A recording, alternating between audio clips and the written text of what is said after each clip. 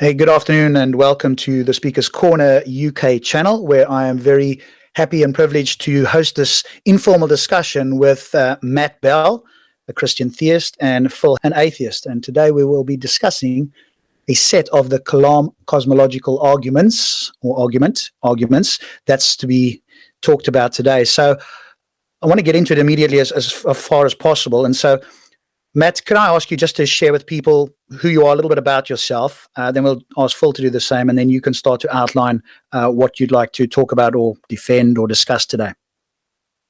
Hi there, so I'm Matt Bell. Just a quick point of correction here, I'm not a Christian. I don't identify as a Christian.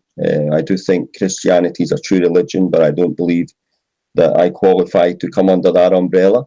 I am a theist, so I have a strong belief in God. I would say I'm a Gnostic theist. I know God exists. I don't have any doubts about that. I could be wrong, but there's always a slight possibility I'm wrong on that. But so I'm a strong theist. I'm an apologist for theism and Christianity. I put out arguments. I look at arguments from non-theists and atheists, and I try and defend theism against non-theism and atheism. The Kalam, so-called, I prefer to refer to Kalam arguments rather than the Kalam. I've been studying the Kalam arguments for around about 10, 15 years.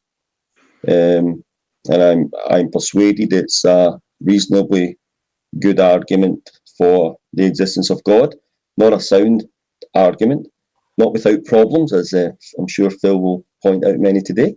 But I'm persuaded there's something in those kind of arguments that certainly could be evidence for the existence of God. Is that enough of an introduction? Good, sounds great. Over to you, Phil. Yeah, okay, so I guess you would say I'm a YouTuber, as it's commonly termed. I have a YouTube channel called SkyDivePhil, and the most watched thing that we have on the channel is a documentary series called Before the Big Bang.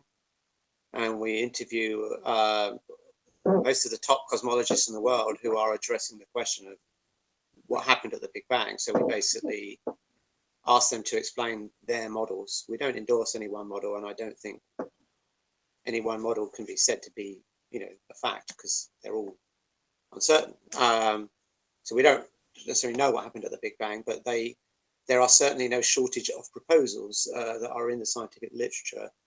We don't interview any old crackpot. We interview the top people in the field. So Stephen Hawking, Alan Guth, Roger Penrose, Abhay Ashtekar, Gabriel Veneziano. These are the biggest names in the field as far as I can see. And they've been very successful. We did one with Stephen Hawking recently. That's had about 250,000 views. And and I've been interacting, I guess, with the Kalam as a result of some of this, because when I speak to cosmologists, I think universally they say we don't know whether the universe had a beginning. And that's certainly, I don't think disproves any Kalam argument. It doesn't disprove them. But I think it reduces the force of the argument, is what I would say. They're certainly less impressive than they would otherwise have been had they been made, let's say, when William Lane Craig revived the Kalam in 1979. I think there was a consensus amongst cosmologists that the Big Bang is the beginning of the universe, but I don't think that consensus is there anymore. Okay, and just for viewers, then, what is your theistic or non-theistic position? It depends on how you define these terms. I mean, I was brought up Jewish, and I went to Hebrew school, and I certainly reject the claims associated with the sort of God that I was taught. So a being that is omnipotent, has all the omni properties, and is an immaterial mind that created the universe. I don't believe in that God. I don't assert that there can be no type of God, and there are some types of God which I don't really care about. Like so there are some forms of God, like deism, where it might be true, but I don't think it matters to how we live our lives, and I think that's an important question. So I think the type of God that is believed in by most, certainly monotheists, that is very important whether that God exists or not. I think the deist God might exist, but I just don't think it's very important. It's intellectually interesting, but it's not that important. So I would say the God that I think it's important whether it exists, I don't believe in that God. You can call that atheism, or you can call that agnosticism if you like. I don't really care what you call it. That's my position. Okay, great. All right, so let's get into it then. Matt, if you could outline what you'd like to discuss, to defend, etc. I'm going to let you guys go at it. If either of you feel like you need to call me in for something, I'll do that. Otherwise, I'll keep silent. If it gets passionate and perhaps there's a lot of interrupting and we don't get to hear each person's view, then I might step in. But other than that, I'll be listening, as everybody else will, very interested. So over to you, Matt. Yeah, okay, so the discussion is round about, it's been agreed it'll be about Kalam-type arguments. I think it's important to define what we mean by Kalam-type arguments. I'm viewing Kalam-type arguments as philosophical arguments for the existence of a generic type God. That's what Kalam arguments are. They're not intended to be an argument for the kind of God that Phil's saying he doesn't have belief in, like the God of monotheism. It's not inconsistent with the existence of those gods, but it's not intended to get to the conclusion that any of those specific gods, like the God of Judaism, Islam, Christianity, exist. It's to a generic type God. But the more important point is that it's a philosophical argument for the existence of that type of God. Kalam arguments are not scientific hypotheses. They're not scientific arguments. They're not intended to be such. They're not presented as such. And although science is introduced to Kalam-type arguments by way of premise 2, the type of support that's brought in there is twofold. It doesn't refer to the Big Bang. So Kalam-type arguments used to refer to the Big Bang prior to the Bode-Guth-Valenchem theorem, but the evidences from science that are brought forward nowadays by, like, the leading proponent, William Lane Craig, will be the Bode-Guth-Valenchem theorem, and also the argument from the second law of thermodynamics. That's the two lines of support that are offered in Kalam-type arguments from science. However, another point to make on that is the primary support for Kalam-type arguments in premise 2 is not science. The primary support is philosophical in nature, about the impossibility of an actual infinite or an actual infinite being arrived at through successive addition. So, I've listened to, as I said to Phil, I listened to his unbelievable discussion, and that basically, if I'm not misrepresenting in any way, and Phil can correct me if I'm not, I think what he was saying is basically that it's just not the case that in science we can say that we know the universe had a beginning. Agnosticism would be the correct position. Agnosticism would be saying scientifically, we don't know. It might have had a beginning, an absolute beginning, or it might not. But I could grant him that. I could say, you know what, Phil, I'm going to grant you that. I'm going to grant you that scientifically speaking, we don't know. I'm going to remove all the scientific support for premise 2 of the Kalam Cosmological Argument, and Kalam-type arguments remain. It doesn't rest on scientific evidence. That's the secondary lines of support that's brought in for the primary support, which is philosophical in nature. So that's how I would try and explain Kalam-type arguments. Philosophical arguments, primary support for the premise 2 being philosophical in nature, secondary support being scientific, and to the existence of a deistic generic type God. Okay. Are you okay for me to respond now? Yeah, go ahead, Phil. Yeah, you guys just have a discussion. It's an open discussion. I think there's some common ground here. I agree that Kalam does not rest on scientific argument, and you could drop the scientific argument and use the philosophical argument. But where I would disagree is that you said, and correct me if I've misrepresented you. So I think you said that the Big Bang is no longer used as the scientific argument. But if when William Lane Craig debated Sean Carroll, for example, he said that I'm trying to remember the exact quote. I have it here if you want to look it up. But it was basically the statement the universe has a beginning is a religiously neutral statement which can be found in any cosmology textbook. And if you actually look at a cosmology textbook, that's not the case. I've got plenty of cosmology textbooks that I can bring them up here. And they don't say that. They say things which are much more in line with what Sean Carroll said. So of course, the Border-Guth-Vilenkin theorem is not in virtually any cosmology textbook because it's addressing quite an obscure question, in my opinion. And it's not very relevant in a cosmology textbook because the sort of question that the theorem addresses is too obscure for a standard cosmology textbook. So I think, therefore, when he said that, he was clearly referring to the Big Bang. And I think, you have used, and so has William Lane Craig, used science to defend the Kalam. And so it would be interesting to ask you, do you accept that the scientific arguments that are used for the Kalam are valid or not?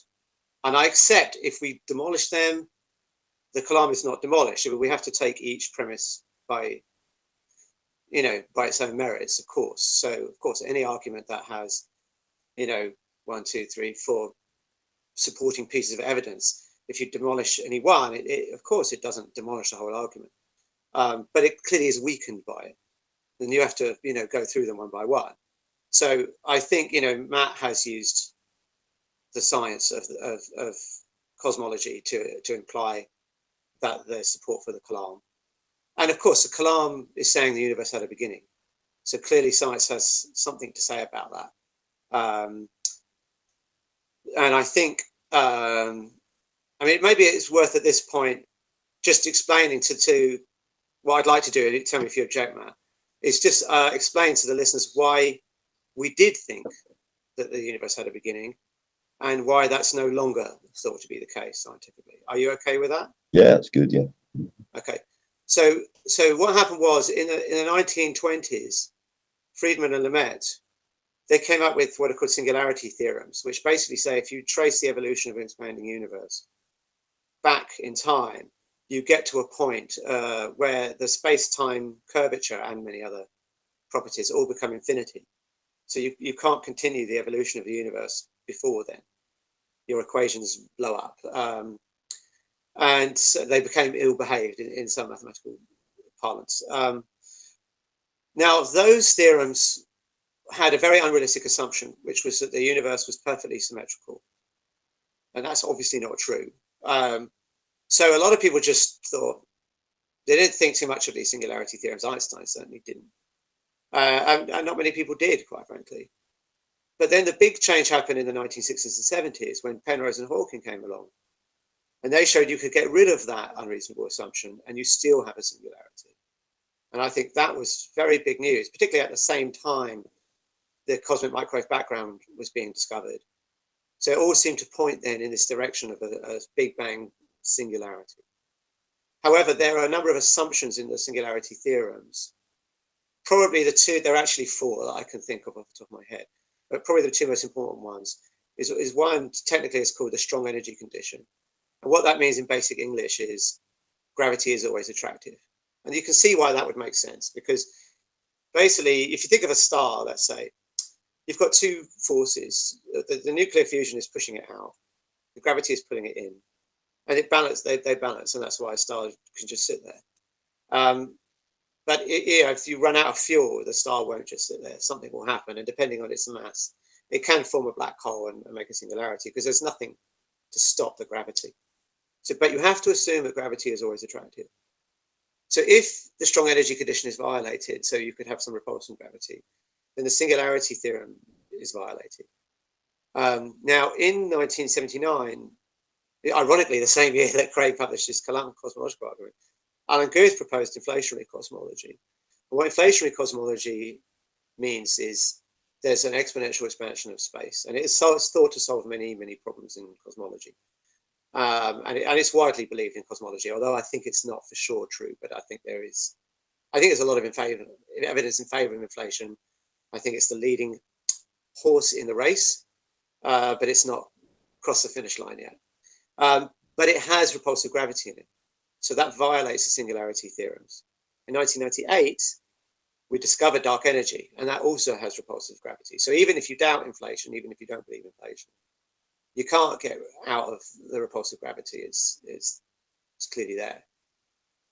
Now, you might argue that, okay, maybe you could create another singularity theorem that doesn't need a strong energy condition. And that's what the Borda-Guth-Vilenkin theorem tries to be.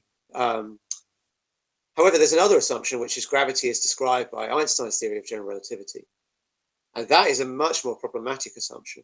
And I say virtually no one in cosmology, I don't know anyone in cosmology thinks that that's a valid assumption. I mean, I'm happy to hear otherwise. But so if that's not valid, then we need to replace it with a quantum theory of gravity. And we don't have a well-tested theory of quantum gravity, so no one knows what the answer is. But we do have a number of proposals. And what I think is very interesting, and at least then, well, what's interesting is that the different proposals, so they have string theory, have loop quantum gravity, have a Java Lifshitz gravity, and recently I think there's been some cosmology done in causal dynamical triangulations. They all seem to be pointing in the same direction, which is singularities are forbidden.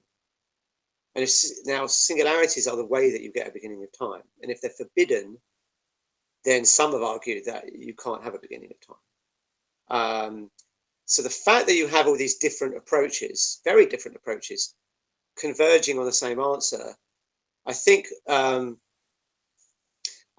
that answer more probable than not. However, I personally think more probable than not is not very powerful. And in science, we don't accept more probable than not. That's not very interesting. So I think you stay agnostic. These models could all be wrong, but at the moment, that's where things are going.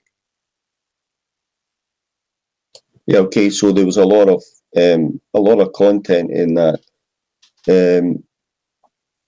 I think a couple of things need to be made, and I think this is something I picked up in your discussion on Unbelievable, and that is the use of the word models there in science. So my understanding is that in science we've got theories and we've got hypotheses. So when you talk about all these different models, I think you're really referring to hypotheses. You're not referring to any scientific theory. When you mention, for example, string theory, well, you're really talking about string hypothesis. It's not a theory. Using scientific terminology, it's not a theory, it's a hypothesis. And of course, string hypothesis is not well received by many scientists. You mentioned there, for example, Roger Penrose. You will not find a more stringent opponent of string hypothesis than Roger Penrose, who basically in the Unbelievable show with Justin there basically said it's not even science. That was his statement. I regard Roger Penrose is my scientific hero. He's someone I follow very, very closely, even though he's an atheist, and he has cyclic models of the universe, etc. Yeah. So, and again, when you mention inflation, Roger Penrose is no supporter of inflation in the early universe. This, my understanding anyway, he's not in favour of that. He speaks against this inflationary period there.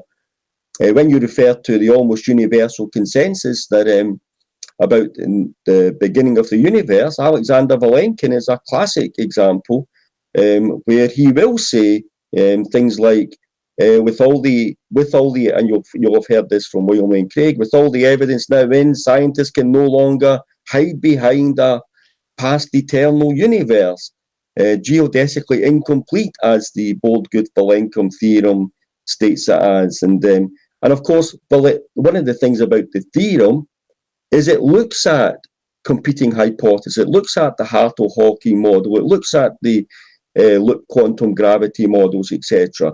And they are looking at those, these cosmologists are looking at those, and they're saying, no, they either don't get you to a past eternal universe, or there are other problems with them that make them unstable and not viable. So yeah, I mean, I take your point. I'm not a scientist, but I'm not well studied in science. So when you ask the initial question, do I think the scientific support for premise 2 of the Kalam is valid or not, I'm not in a position to say. All I can do when I get to the Kalam type arguments and I look at the support being offered for it, and I see these references to science, is I can say, I'm going to have to stand on the shoulder of giants. I'm going to have to listen to what Sean Carroll has to say on the matter. I'm going to have to look at what Valenkin is saying on the matter. So those are the people who are in the know on that scientific support, and they can make evaluations on that. But I don't think it's as clear cut that, from what I've seen, Lawrence Krauss is another example who, in his informal discussions with Craig in Australia, when pressed on the matter, said, yeah, I mean, if I had to bet on it, the universe had a beginning, but we don't know it. But when he says no there, he was using no to refer to certainty. And no one uses the word no. I mean, if you look at the discussion between him and Craig, I see you don't seem to like the sound of that. But if you look at the discussion, that's Krauss's own words. We don't know for certain. And William Lane Craig challenged him on that. He said, listen, we're not talking about certainty here. No one is talking about certainty. When I say I know God exists, I don't mean I know for certain that God exists. I mean, know as I have a justified true belief, one of the philosophical definitions of the word knowledge on that. So Krauss, if push, would say the universe had a beginning. Valenkin, from everything I've seen on Valenkin, says it had a beginning. And then there are other cosmologists like Guth, who would say he believes that, I think this happened in the Carroll debate, he produced Guth holding up a little thing there saying that he believes the universe is probably eternal. You've got Sean Carroll, who presents eternalist models of the universe. So yeah, there is this divided opinion. I mean, and if there's a divided opinion, if you have experts in cosmology, some who are saying, yep, I think the universe had a beginning, others who are saying, nope, I don't think so, and others who are taking an agnostic position on that, then you can't make any appeal to authority to any one of them. It means that it's possible, scientifically speaking, it's possible the universe had a beginning. And that's all premise 2 of the Kalam needs, saying scientifically, in science, a support for premise 2, on the science, it's possible scientifically that the universe had a beginning. It's possible scientifically that premise 2 is true. And that's the extent that the support for premise 2 of Kalam arguments goes. It doesn't seek to establish it with certainty. And as I said earlier, it's secondary support offered for a philosophical argument. Okay, so quite a few things there. Maybe I should get a pen and write some of the things down, otherwise I'm going to forget them. I'm filibustering. Maybe it's also useful for each of you to make one point and then somebody counter it, because if you make 10 points, it's very difficult for the other person to counter it. So more than one. Let's keep it to 3. Let's say. Okay. Oh, okay. All right. Well, we'll try. You can interrupt us or whatever. But maybe I should just get a pen and write a few things out. But okay. So no, there are all reasonable things that you said there, Matt. I take exception to a few things though. So let's say where we might agree. So where you say is string hypothesis rather than string theory. I mean, I'm happy with that. That's fine. It does. We can get into the whole philosophy of science and what counts as a theory and so on. Personally, I don't think it matters. So when you say string theory hasn't been well received, but I can't remember the exact phrase. There was something like hasn't been received by other physicists. I mean, there are certainly critics of string theory. There's no question about that. And I wouldn't claim that string theory is any kind of consensus around it. What I would say, though, is it is the leading candidate for a unified theory of physics. By whom? It doesn't mean it's true. Well, just by citation count. If you look at, this is how you do something. If you want to know what's the leading scientific hypothesis for something, yeah. And I'm happy to go with hypothesis if you want, you go by citation count. So, you know, I personally don't know of another theory that would be a challenge to string theory in terms of a unified theory of all forces. There are alternatives to string theory in some sense, in the sense of it being a quantum theory of gravity. But the interesting thing, as I said, was that the alternatives have the same conclusion. And Roger, you're right that Roger Penrose is a critic of string theory. But I don't think that matters, because Roger Penrose also thinks the universe is eternal into the past. So your scientific hero thinks the universe is eternal. He does. I'm not too sure that's the case, but I'll defer. I'll defer. Right, we'll come back to that. We'll come back to that. So yeah, hold that for one moment. So I don't think it matters whether string theory is well received or not. The fact is, all the alternatives have the same conclusion. Yeah. So that means that conclusion, in a Bayesian sense, is at least provisionally favoured. Now, again, I totally want to make the case that I think to say it's slightly more probable than the alternative is not very strong. And this is actually something that refers to your other point, is that, you know, all the Kalam needs, I think you said, was that the universe, it's possible for the universe to have a beginning.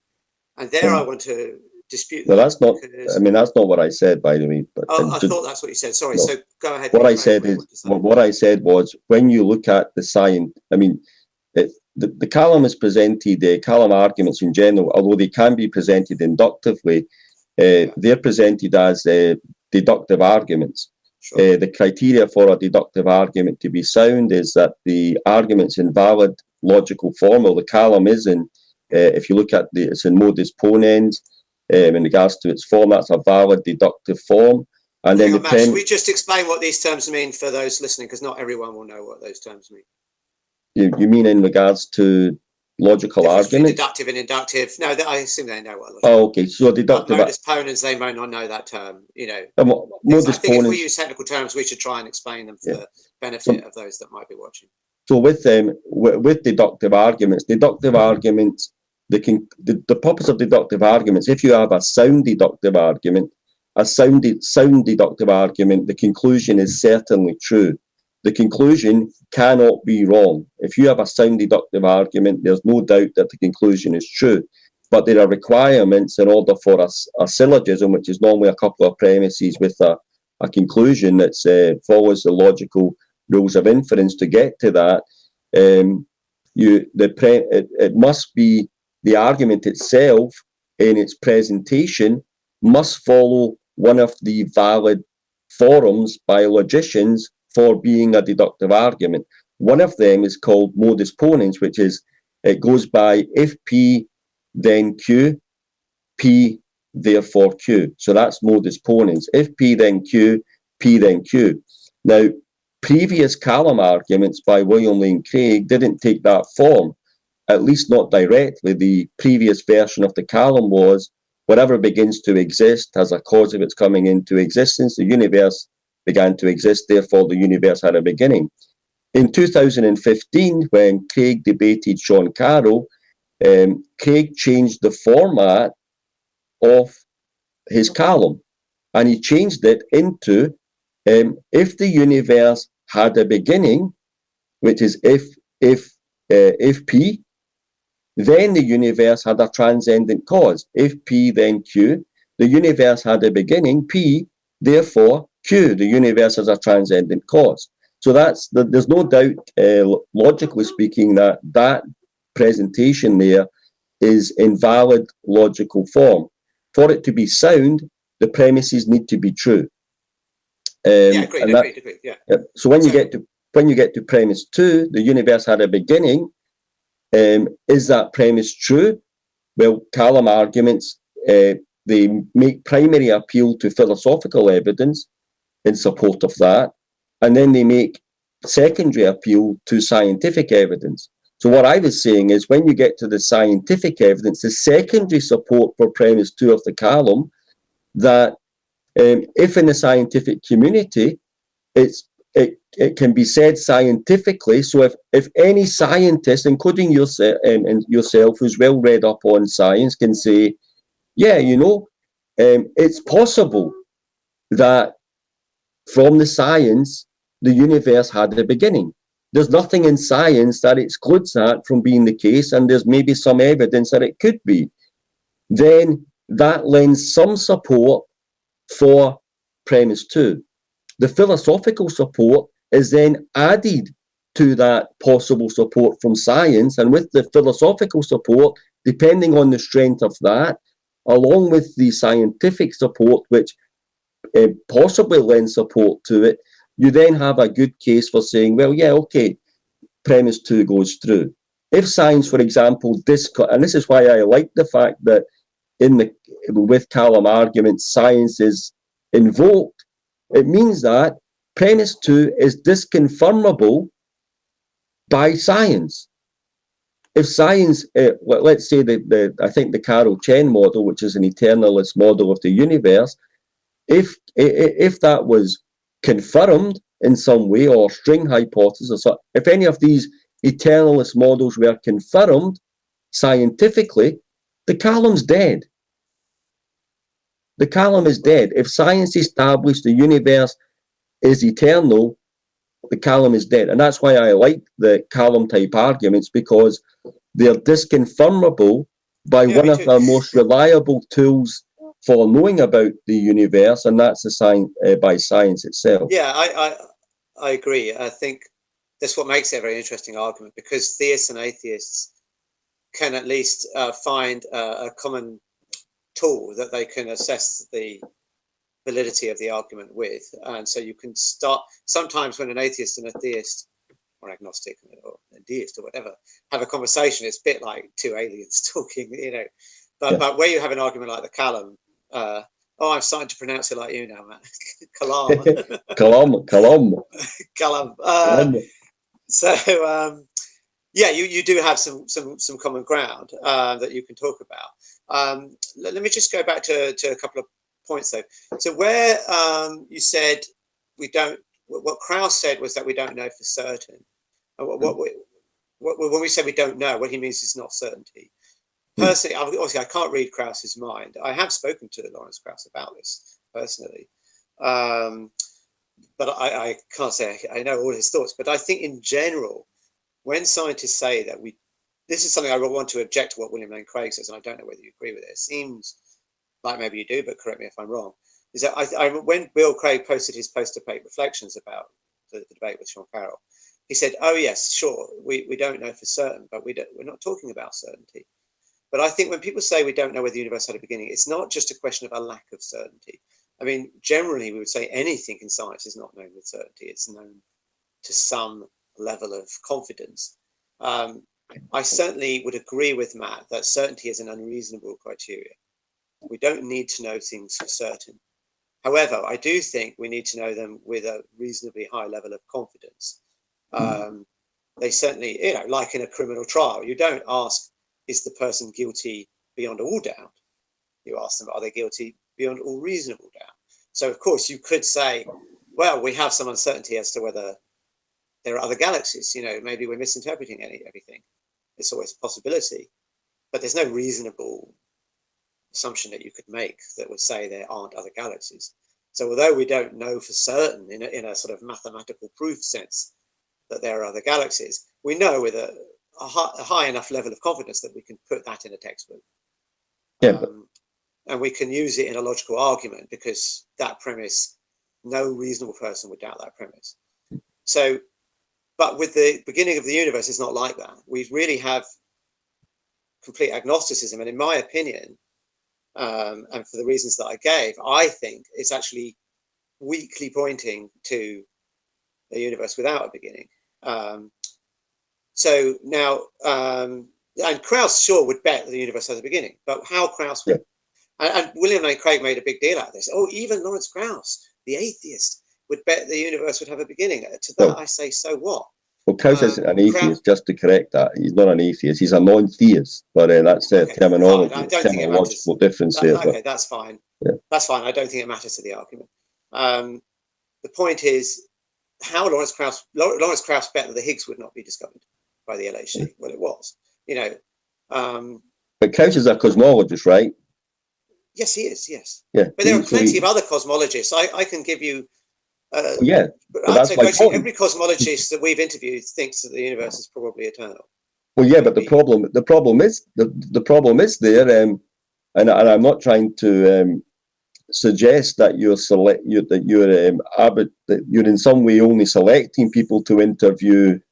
I don't know enough about your process for selection to say that, but if you only speak to people who are eternalists in regards to the universe, then you're only going to get people who are saying the universe is eternal. If you speak to Vilenkin would not take that view. If you spoke to Lawrence Krauss, if he was being consistent with what he said in his discussions with Craig, would not take that view. And I'm sure there's other cosmologists who would also take the view. Well, can you name any others other than, I would say probably, well, Krauss I don't think you can count, because Krauss has never said there's any firm evidence for a beginning. It's only he would bet there was a beginning. But how a particular scientist would bet on a controversial issue is of no importance in my opinion. Well, but what would he base that bet on? Okay, I think I know what he based that bet on the basis of reading his book. Okay, so this is what I think, and it's my opinion. I can't say it's a fact. Yeah. My opinion from reading his book, A Universe from Nothing, is that he thinks that the Vilenkin model of the spontaneous creation of a universe from nothing is the most plausible model. And he thinks that, I think, based off the measured flatness of the universe, but I don't think that's a good argument, because if you have inflation or something like inflation, if you have any kind of exponential expansion, and Roger Penrose's cyclic model would do the same thing, it would also make the universe look flat. So personally, I don't see why that's particularly convincing. But even in his book, he's never said this is anything that's established. He never said this model is a fact, that you should believe it if you're a rational person. He merely points out that it's a plausible model, and in his opinion, that's the one he should bet on. And that's fine, as he might be right. There's I don't think he's ever claimed that that's anything particularly strong or firm that must be the case. And in fact, I think he's highlighted in his discussion with Bill Craig, he highlighted other models that are eternal and said they're viable models. So, and I think you said that Vilenkin had addressed loop quantum cosmology. And I don't think that's true. I mean, I've read through Vilenkin's work on this, and in the BGB theorem, in fact, I interviewed Alan Guth, and I asked him specifically about loop quantum cosmology. Okay, but he's an eternalist. Right, no, but I think he's also an honest scientist. And honest scientist. I think it would be worth quoting what he said. Okay. Yeah. So I have the quote here. Let me just pull it up. Hang on a sec. Let me just find it.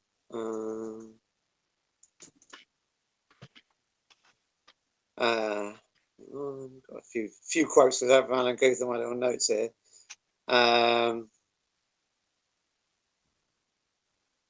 Okay, so it's worth reading out what I think he said, because I think it's very relevant. So if you don't mind, I'll just read this and then you can come back, Matt.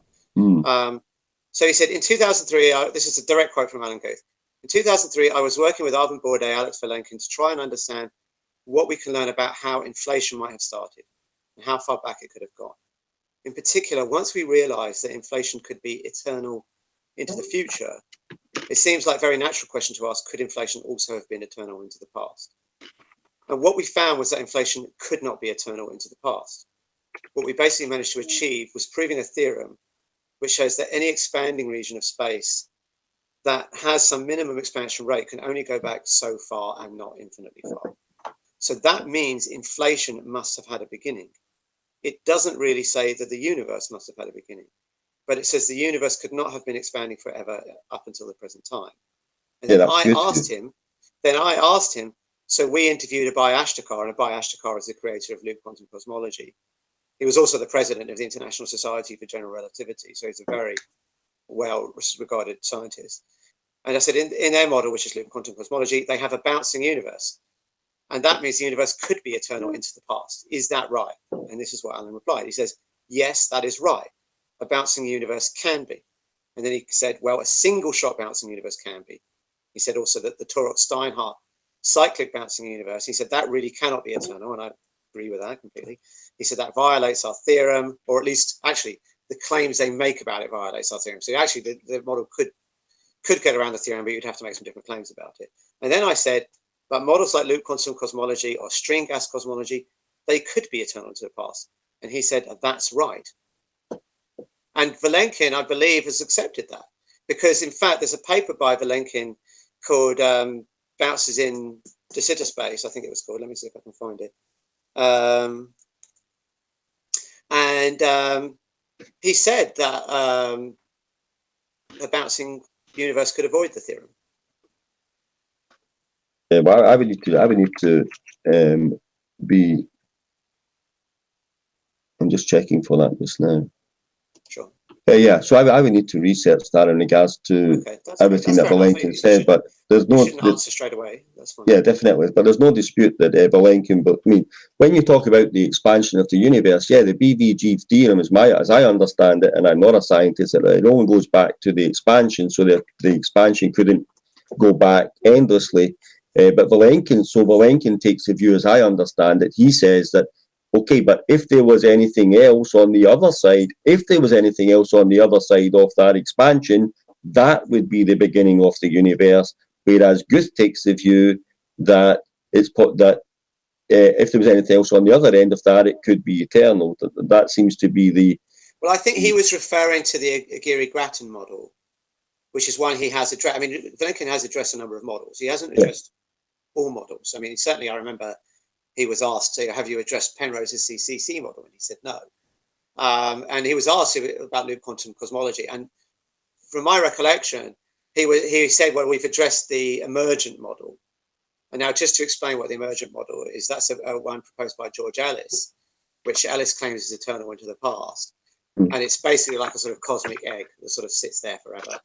And so if you imagine, if you graph out the history of the universe, if you think of the Big Bang as sort of let's say a spot here on a graph, and it goes up like that, the emergent model would say on the other side of the bang, there's sort of a straight line. And Ellis formulated one of his more recent versions of the emergent model in terms of he used some of the equations of loop quantum gravity. But that's not the standard loop quantum cosmology. The standard loop quantum cosmology is that there's a bounce. Now, in the Aguirre-Grattan model, and in many other models, you have a reversal of the arrow of time at the bounce. So in that sense, you could say that the bounce point is the beginning. Although there's some ambiguity about that. And Anthony Aguirre, who was quoted by Craig about this, comments on that in our video. I'll go into that in 1 second. But there are other models where you don't have a reversal of the arrow of time at the bounce. So in loop quantum cosmology, what we asked when we asked that by Ashtekar, it's not a reversal of the arrow of time at the bounce.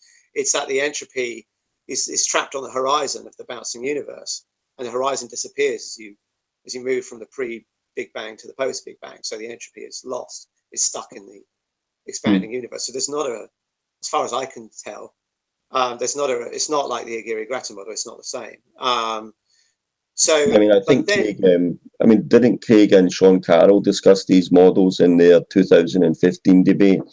Where I think they did. I mean, Carroll doesn't propose loop quantum cosmology, so I don't think he defended it, and I don't think they discussed it. No, they did. One of the challenges that Craig presented in that debate was against I think it was the Carroll Chen model, and I think. In fact, I think Sean Carroll presented a model of the universe in there, and part of the debate was where Craig was saying that just what you said there, that you get a reversal of the arrow of time, and where that point of reversal is, that's the beginning of the universe. But that's not what I was saying. That's not the loop quantum cosmology model. That's the Aguirre-Grattan model. Yeah, that's what I was referring to. Yeah. Right. Sure. So it's not necessarily the case that on the other side is the beginning. There are other models that also don't have a beginning on it. So basically, what the Border-Guth-Vilenkin theorem really says is that the inflating, and this is in the paper, so I don't think it's hard to really, I think it's hard to dispute this, because there's nowhere in the paper that they published that says the universe has a beginning. The only claim that's in the paper is that there's a boundary to the inflating region, and then they ask what's on the other side of the boundary. Now Vilenkin takes the view that on the other side of the boundary is a quantum nucleation event.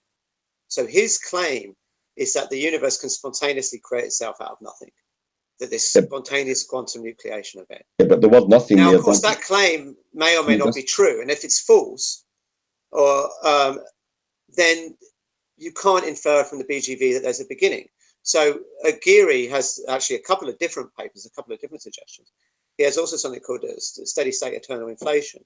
Yeah. And what Geary says was what any theorem that proves what's called geodesic incompleteness, and I'll explain what that term means for the listeners, is that what you try and do, so a geodesic is basically a straight line on a curved surface. So in relativity, you assume that space-time can have curves, and the path of particles follows these geodesics, which in flat space-time is just a flat line, but in curved space-time, it's not. So you follow the trajectory of particles in an expanding universe, and they all come back to a point, okay, where there's no distance between any of the particles. Okay, now you can ask what's on the other side. So what the geodesic incompleteness can really tell you is only that the space-time that obeys the condition of the theorem is incomplete. But it cannot tell you that the universe has a beginning. You have to make some assumption on what's the other side of the boundary. Now, of course, Vilenkin argues that the universe has a beginning because he thinks there's a quantum nucleation on the other side of the boundary. But there's no evidence that that's true. And it might be true, but it's easily conceivable that on the other side of the boundary is something like the loop quantum cosmology bounce, or something, there's some other space-time that's it's within. So, so there's no proof there that the universe had a beginning. Yeah, but proof is not the standard. Okay, sorry, fair enough. There's not even any strong evidence that the universe had a beginning. Yeah. So what you have is some cosmologists who will say that. So first of all, just to clarify, the BVG and Craig's use of the BVG is without question an honest use of the BVG. That's been confirmed by that's been confirmed by Alexander Vilenkin, where Craig wrote to, because Lawrence Krauss was trying to say that Craig was using the theorem dishonestly. Craig emailed Vilenkin, and Vilenkin came back and said, "No, you are accurately representing my views, the BVG theorem, and my views on that theorem." So there's no dispute about how Craig is using that, but it's not to say the BVG theorem establishes premise 2. Craig's argument is that we have this theorem that provides pretty strong evidence that the expansion of the universe doesn't go back endlessly, and then we have Vilenkin, who takes the view that the universe had a beginning. So his appeal on the support for the Kalam is from the theorem to one of the producers of the theorem, Vilenkin, and Vilenkin's view. He doesn't dispute that Guth has a different view. I don't know what Bohr's view is. Can I just ask you, Matt, because you did dispute that Guth had a different view. When you debated J.D. Kane, you said that Guth had been misquoted. And I think that's false. So do you stand by that claim, or do you retract it? No, I mean, first of all, I've never debated J.D. Kane. Sorry, it was on his YouTube. I've had a Google Plus. Whoever you were discussing with on his side. Yeah. You made that comment. So whoever it was made to, I don't know whose name is. So I was of the view that in the Carroll Craig debate, that when Carroll produced Guth saying he believed it was possibly eternal, that there was a bit of possible equivocation going on there, whereas Guth believes that the universe could be future eternal, that he didn't hold the view that it could be past eternal. But yeah, of course, I've corrected that view since then. I mean, that's part of the learning curve. Okay. Yeah, of course. Yeah, of course. Okay, that's fair enough, because there has been some claims that Guth was misquoted by Carroll, and there was someone posted on a. Yeah, I was off that view. Yeah, I mean, I was off that view. So we should just clear that up, what the difference is, because Guth was So some people in the reasonable faith camp had posted this video of Guth saying, no, it's only future eternal, it's not past eternal. But what Guth is referring to is inflation. Is not referring to the universe. So that was, so Sean Carroll did not misquote Guth. And the people that had posted that, I think, had failed to understand the point that Guth was making. Well, yeah, I would have hoped that the people who posted that would have followed or at least done the same as me, and based on the evidence, corrected their view. And of course, if it's I think reasonable faith. If reasonable faith, if it was pointed out to them they'd made an error, that they would correct that. Certainly, William Lane Craig would correct that if anything was on his website that wasn't accurate. Because I think, if the discussion is going to be had on any serious level, it needs to be done in good faith, where both parties are attributing the best motives to the other side, and you don't want to get into dishonest. And that's why Krauss is so poor at debating, because he couldn't stick. I agree. Krauss is not a great debater, so he couldn't stick to that. He went to the dishonesty stuff there.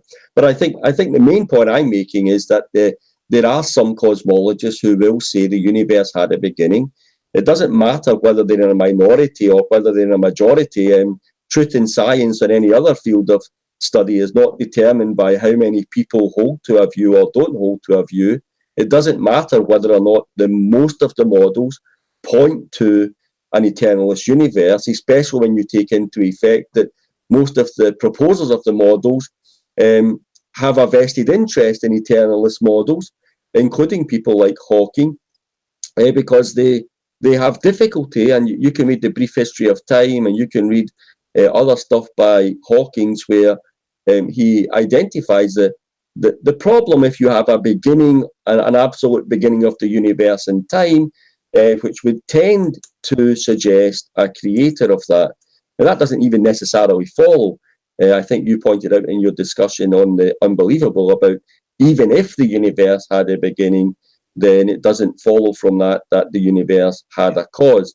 But so all I'm doing is saying that you have a particular view of the science in relation to whether or not the universe had a beginning. I think your view is quite clear that science is generally agnostic on that question. Yes. But I don't think that negates the use of science with those in the scientific community who are not agnostic and would take the view that, there's some evidence here, or we'll take the view as professional cosmologists that the premise 2 is true, the universe had a beginning. And that's how it's been used in the that's how I would be using it if I was referring to the science, which I seldom do, for premise 2, along with the other scientific evidence about the second law of thermodynamics, which I think Sean Carroll also sought to address in his after-debate comments with Craig. But again, I think another point to make is I could just cede you the point. I could say to you, hey, you know what, Phil, I'll go with you.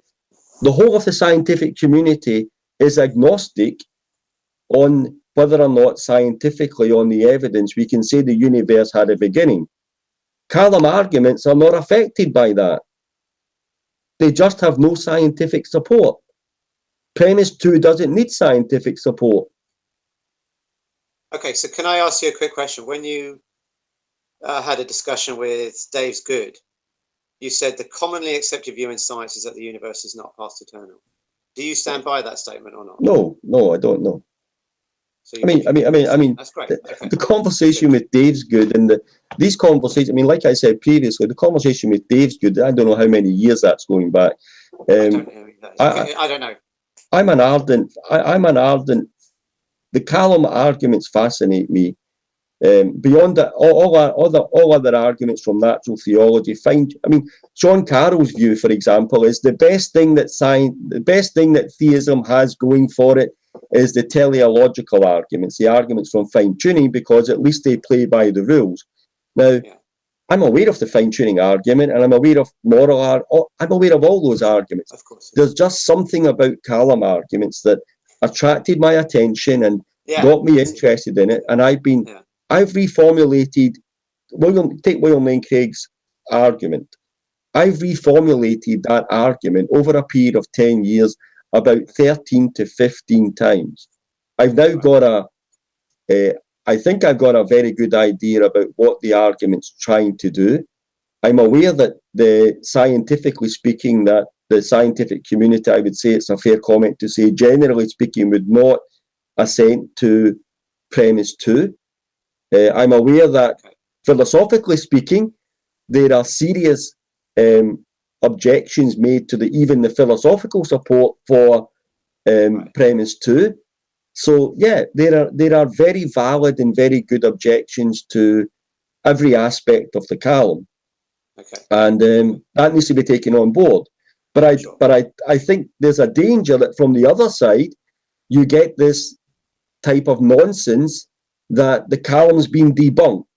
The Kalam's a nonsense argument, and continuously with YouTube videos and people presenting stuff on Kalam arguments, they present it as if science has came down against that argument.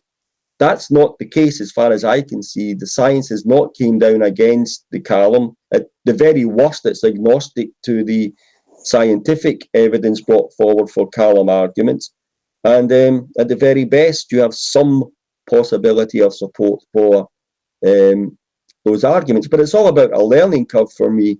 Sean Carroll kind of fascinates me. I don't think he did well in that debate with William Lane Craig. I think he was ill prepared, and he had a script to follow, and he followed that script very rigidly, and he actually answered more of Craig's points in his blog post in the after debate than he did in the actual debate. But Roger Penrose, I think that reflects. Oh, sorry. Go ahead. I think that reflects the nature of a live debate. When you have a live debate, you don't have time to digest all the points so quickly. Yeah, maybe so. Yeah, you don't have time to check someone else's references, and so that's not natural. Craig is brilliantly prepared. He's the best debater in the world. I have no question about that. That doesn't mean he's right, of course. Of course, he's right. His skills, his skills at debating are unmatched, in my opinion. Yeah. But that doesn't really tell us very much. I mean, let me come back to just one or 2 points. So you said that some of the people proposing an eternalist model have a vested interest. Yeah. I mean, I would dispute that, because many of them are Christians. George Ellis proposes an eternal model to the past. He's a Christian. Well, Don Page is a Christian. He proposes a model that's eternal to the past. Some of the people who were opponents of the Big Bang theory when it was first proposed, they were Christians. Some of the supporters of the steady state were Christians. Some of the supporters of the Big Bang model, when it was thought to have a beginning, were atheists. Stephen Hawking and Penrose argued that the universe had a beginning for decades, and they were atheists then. Just to clarify my comments there, I never said every. I know that. But so my statement's accurate. I mean, if you point out to me that some of the people who propose an eternalist universe are Christian, that doesn't contradict my statement that many of the people that would not hold to premise 2 of the Kalam would be people who are eternalists. That's consistent. Certainly most of the people you've interviewed, from what I can see, are atheists, or they would declare themselves. We never ask what their religion is. In fact, I just found out that the last film that we made, which is the idea of a time loop at the origin of the universe, you would expect that I thought that he was an atheist. I checked actually, and he actually isn't. He's actually a Christian. A lot of cosmologists. I mean, Don Page is quite a famous one, and we should just explain who Don Page is to the viewers. Don Page was one of Stephen Hawking's students, and he's now a well-respected cosmologist in his own right. And he proposes an eternal universe, and he says it doesn't matter whether or not the universe is eternal, because he thinks God creates it outside of time, or some. During the period of the steady state, there were quite a few theologians who were saying, "Oh yes, the steady state backs God because we think God sustains the universe," and that's a good description of the steady state. So I think you can have a motivation. I mean, let's take loop quantum cosmology as a good example, because I think actually, in terms of its it's not the most well cited in terms of theory of everything, because it's not a theory of everything, but in terms of a model for what happened at the Big Bang, as it were, I think it has the most citations. And I don't think their motivations were relevant. They spent 20 years creating the equations of loop quantum gravity with no attempt to apply them to cosmology. And when they applied them to cosmology, they found that the universe bounces at the Big Bang, that the singularities are removed. And they said that was a shock. When I interviewed Abhay Ashtekar, he said, we had to double check and recheck and do analytical checks and all kinds of different things because we didn't believe it. We thought, oh, no, that's impossible. And then eventually we published our findings because we thought it was robust.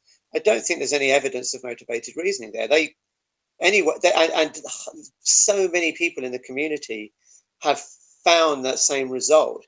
So I don't think motivated reasoning is particularly relevant here. This is, and in fact, we interviewed Mary Sekulariadu, who was actually, I believe, I might be wrong, I think she was one of Valenkin's students, and now again she's a well-respected professor in her own right. And she said it's almost an inevitable result of quantizing gravity because the singularity theorems assume this continuous space-time.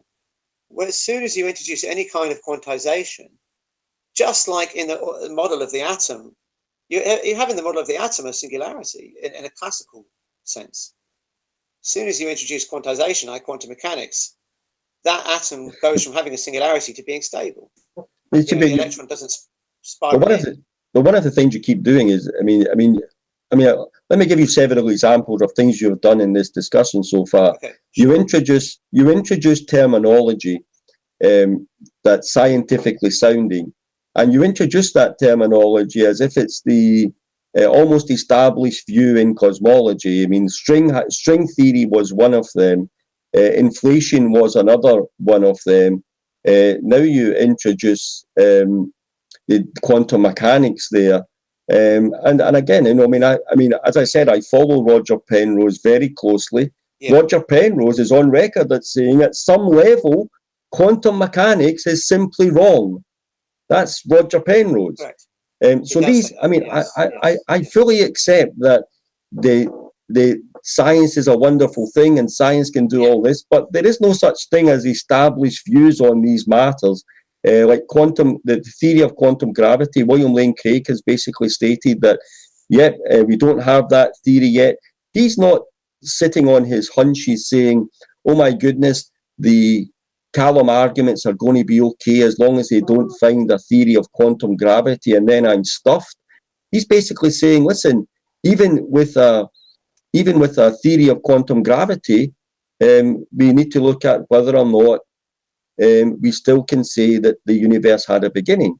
So I'm okay with science and I'm okay with you referring to all this kind of stuff, but I'm just keen to make the point to anyone who might listen to this that all those terms there, in fact, everyone that I mentioned there is heavily disputed. Inflation's another one, heavily disputed by Roger Penrose, for example. Right. Okay. So let's talk about Penrose, I think. So first off, even Penrose himself says that inflation is widely accepted amongst the community. Yeah, of course. Now, it's certainly true that he has suggested an alternative to inflation. And he says in his book, his most recent book, that if you don't believe in inflation, you better believe in a pre-Big Bang. So, and in fact, he believes, so you said you disputed this, so it would be which is his previous book, sorry, which book are you referring to? The book is Faith, Fantasy, yeah, okay. And Fashion, or is it Fashion, with some arrangement of those three words? So faith represents string? No, faith represents quantum mechanics. Yeah, okay. Fantasy is inflation. Yeah. But it's important to realise when he uses these terms, he's being a little bit more. He's being a bit of a hawking. He's being a bit more provocative than he really means. So when he says that inflation is fantasy, when you actually read the book, he says it's a fantastical idea. But he says we need a fantastical idea because whatever way you're going to come up with the theory of the origin of structure in the universe, it's going to have to be something quite fantastical. So he says this is not a criticism of inflation. He does have criticisms of inflation, but the word fantasy is not a criticism. But the point is, what Penrose suggests to him to replace inflation, and also Turok and Steinhardt and other people, there are other critics of inflation. Jean Megier is another one. What they are implying that must replace inflation is an eternal universe, as the universe that's eternal to the past. And Roger Penrose, I asked Roger Penrose, is his model eternal to the past? And he said that it wasn't. Sorry, he said that it was eternal to the past. And Bill Craig on his podcast said it wasn't. And he didn't give any hint that that's a controversial statement. He just said, no, this is a multiverse model with two universes coming from a single point of origin that are not one before the other. And that is just rubbish as far as I can see. Yeah. I mean, I think in regard to Penrose, if you have someone of his note who is writing a book like Faith, Fantasy and Fiction, and basically so those three things are all relating back to three buzzwords that you've used in this discussion, as part of the evidence against the scientific support for premise 2 of the Kalam. I think that needs to be taken note of. It doesn't, I mean, if he has another model and that's fine. The only point I'm making is that, again, is that you can quote Sean Carroll and you can quote different people, but someone from the other side can just bring out Penrose and say, well, no, listen, this is what Penrose says in regards to quantum mechanics. Penrose believes in eternal universe. Well, yeah, but that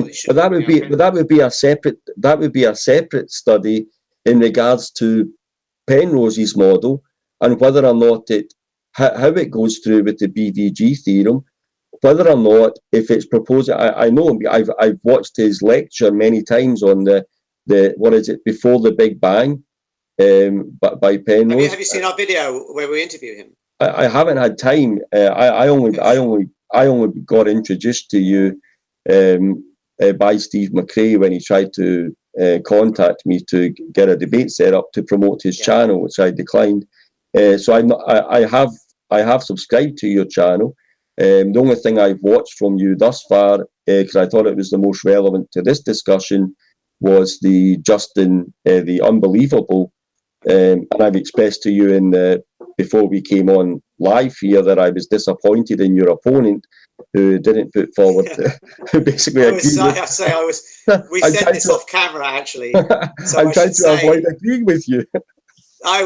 We said this off camera to each other, so I should say to anyone that watches this that it was a shock to me too. I was amazed because Jeff Swearing at the conference of the Unbelievable Conference was asked, what's the strongest evidence for God in terms of science?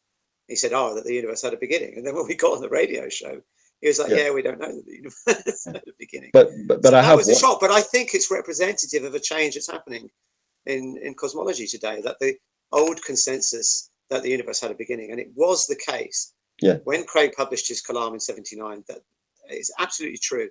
There was a consensus the universe had a beginning. But that is absolutely no longer the case anymore. Which was a change from the previous consensus that the universe was eternal with the steady state model. So you have this, I mean, science is, as you know, science changes all the time, and it changes based on the evidence that becomes available to it. So I don't get overly concerned. I mean, like if the universe, scientifically speaking, I think where the theist would be hanging their hat, or should be hanging their hat, is probably on the philosophical support for premise 1. That's certainly what Craig says is his primary support, but that's recently came under very strong criticism from a philosopher called Stephen Puryear, who basically has presented a paper which Locke and sorry, I don't think I know that one. What's his name? Stephen Puryear, Purey, poor and then the word year. Stephen Puryear. I think. I don't know that one. Go ahead. Do you want to talk about it? No, not really. I mean, it's a challenge to.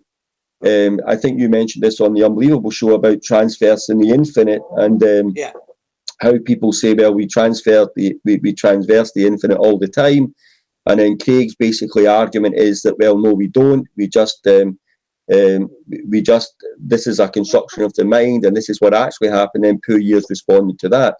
But all I'm trying to do is to be as fair as possible, because I don't want to come across as saying, well, listen, Phil, forget the science, we've got the philosophy. The philosophy establishes premise 2, the Kalam goes through, God exists, get on your knees, become a deist. I'm not doing that. Right. I'm trying to be fair in saying that the philosophical evidence support for premise 2 is just as much under scrutiny by philosophers as is the scientific support for premise 2. And premise 2 seems to be the hinge premise now. Okay, so we can before we leave the science, can we just see if there's common ground between us, and then we can move on. So I hope then that we would agree that science does not tell us the universe has a beginning, and people that say that it does are misleading their audience. Would you agree or disagree? I don't think I would agree with that. I think I would need to I think it's a loaded way of making the statement. I think you could say is that with regards to premise 2 of the Kalam arguments, any Kalam arguments that has a premise the universe had a beginning, that you would need to be saying scientifically speaking, based on the evidence, there is divided opinion on whether that premise is true or false. Right, but what I would say, whilst there's divided opinion, there's no empirical evidence that can tell us what happened at the Planck era. And without empirical evidence, whatever theorem you have, I mean, there's BGB theorem, there's quantum eternity theorem. None of these theorems are really persuasive in the absence of the way science works. Is okay, we don't ignore theorems, we certainly pay attention to them. They can tell us what might be plausible or not. But without empirical evidence, we certainly don't have high levels of confidence. Yeah, so therefore we don't have any high level of confidence in multiverses then, because there's no empirical evidence for multiverses. I don't quite agree with that. Well, I mean, what is the empirical evidence for multiverses? It's not inferential. That's not inferential from existing theories, not hypotheses, but theories. Okay, well, obviously we have to get into what do we mean by hypotheses and theories and what do we mean by inferential. So I'm using those terms as they're used in science. Okay. So here, let me explain what I mean. And first of all, I don't think the evidence is overwhelming. It's suggestive. It's not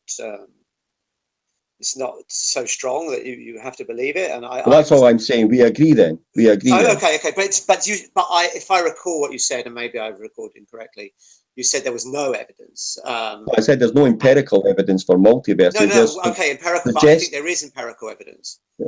Let me tell you what I think the empirical evidence is. Okay, and you can check. You don't have to believe me. You can check. We've got a short video on this. We interviewed George Efstathiou, and I should explain who George Efstathiou is. There have been a number of probes to measure the cosmic microwave background, which I'm sure most people know what it is, but for anyone that doesn't, it's the oldest light that we can see in the universe. And by making maps of the cosmic microwave background, what people can do is there are multiple models of inflationary cosmology. So you can check which models are favored by the data. So we asked George Efstathiou, are models of inflation that lead to a multiverse favored by the data? His response was, the type of models that Planck favors are what's called a scalar field evolving in a flat potential. So I'll try and explain what that means. Inflation, I'm sure you know, Matt, but this is for anyone that's listening. Inflation is modeled by a sort of ball rolling down a hill, and the ball represents the energy of the field that's associated with inflation. So inflation will generate a multiverse if the rate of exponential expansion in inflation is faster than the decay rate. And that will happen if you have a flat potential for the inflation field. Now, what he said was Planck favors models with a flat potential, and therefore it favors models of inflation that are eternal. And when he said that, I thought, wow. And I pressed him. I said, hang on, So when I hear all the time, from some people, there's no evidence for a multiverse, you're telling me there is. And he says, yes. And I think that's the most important result from Planck.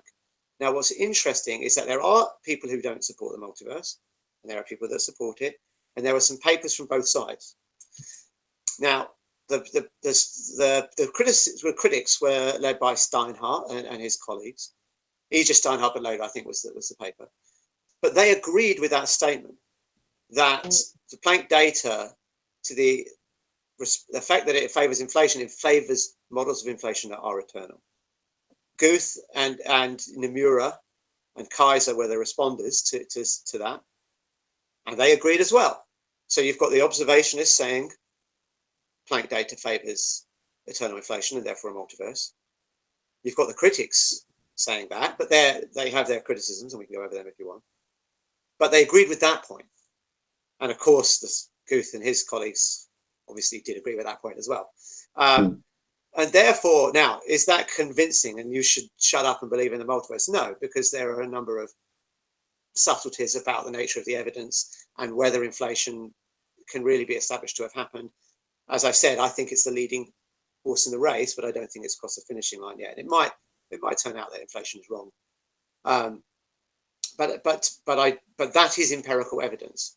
And therefore, I think there is some empirical evidence for the multiverse. It's not enough to establish its truth.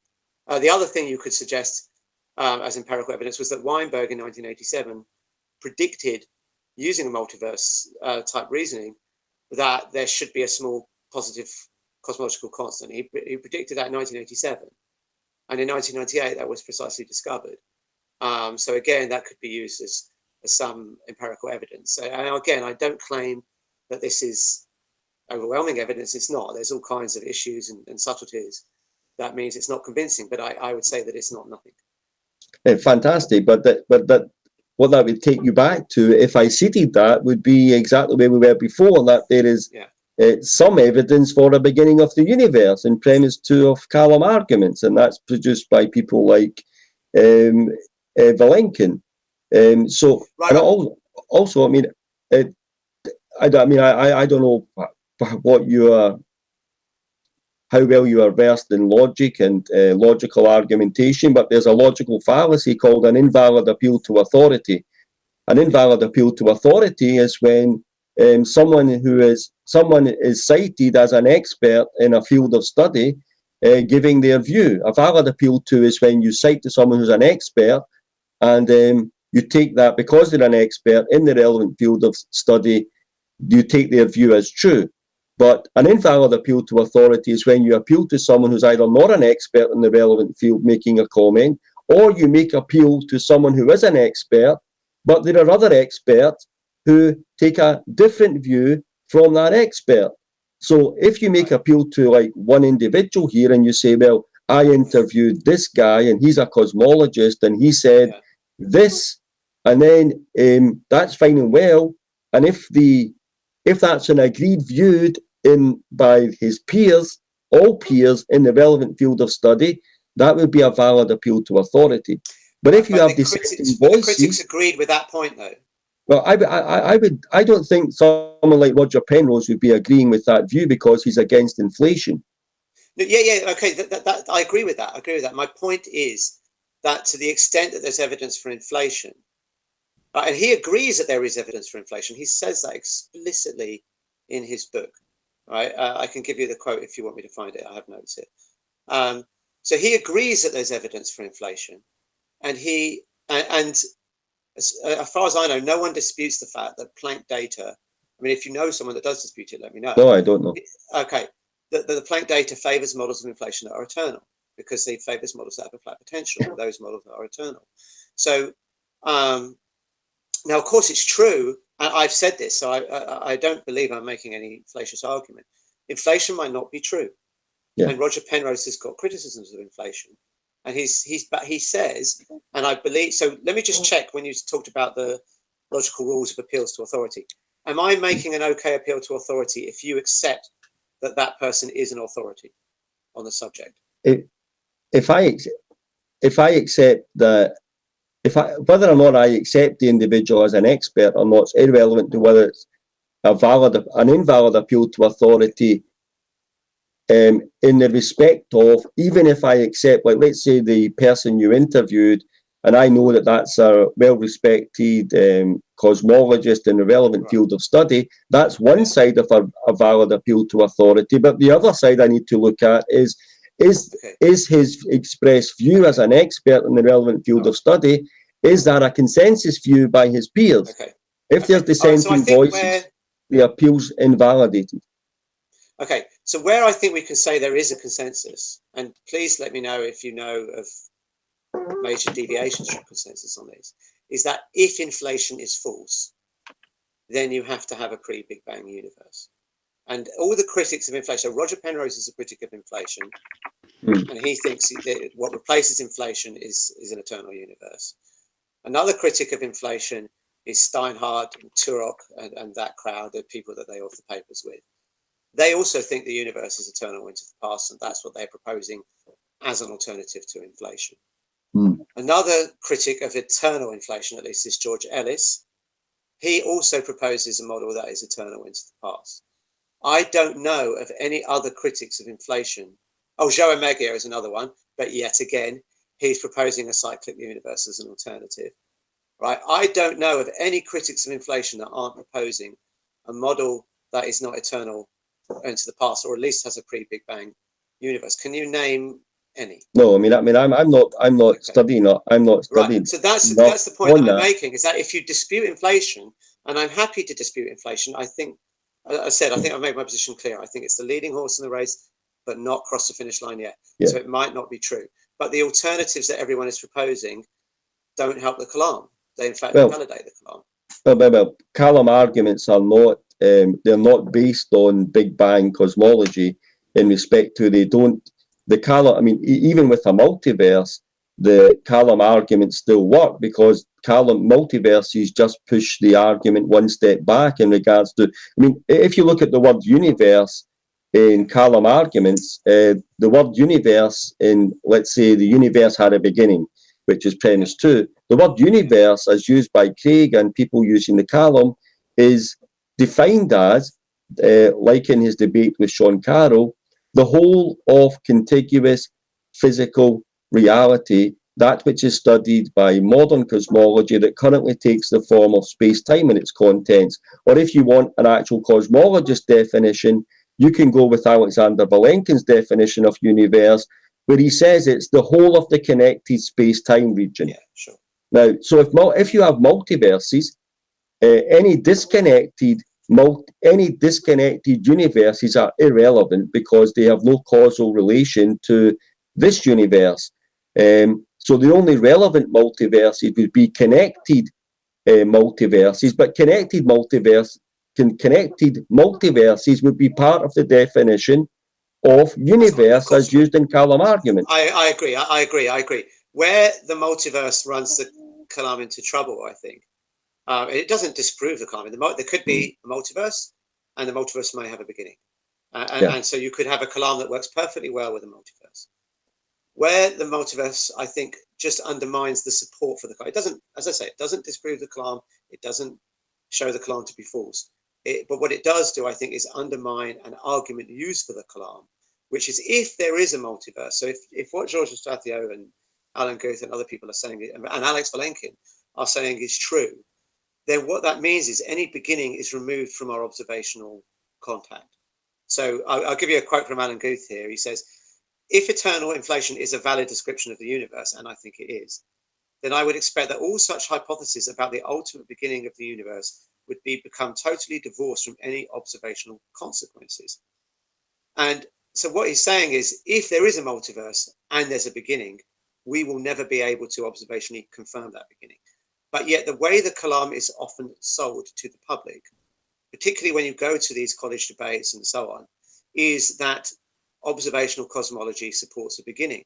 But if it's the case that observational cosmology is suggesting there's a multiverse, then in fact that statement would not be correct. Now, again, I agree with you, it wouldn't disprove the Kalam. But what it would do is undermine, and of course, there's no consensus whether the multiverse has a beginning or not. There's people like Vilenkin who says it does. Yasunori Nomura, who's the head of the theoretical physics department at Berkeley, says it doesn't. Leonard Susskind, who's obviously a very famous cosmologist, says it doesn't. So there's no consensus there. But the way, of course, science adjudicates these, debates is with empirical evidence. But if there is a multiverse, there seems to be no prospect that I'm aware of ever confirming a beginning if there was one. So that's where it undermines certain ways the Kalam has been sold. I agree it doesn't disprove the Kalam. But look, let's. I think we've just talked about this for a while now. So why don't we can we just before we leave the science bit, do you want to argue about entropy, or are you happy to leave that and move on to something else? No, I mean, I don't think. I mean, I like I said. I mean, the second argument, the second supporting argument from science for premise 2 is from the second law of thermodynamics. Basically, that if the universe being defined as the way I just did there, the whole of physical reality, that we would already have experienced a heat death. But I'm aware that there are. I mean, although I did post on my Google Plus page just recently a debate apparently Sean Carroll had with. Let me check who the guy's name was. And I posted. I haven't. Just to quote, I haven't seen this debate because it's behind a paywall, unfortunately.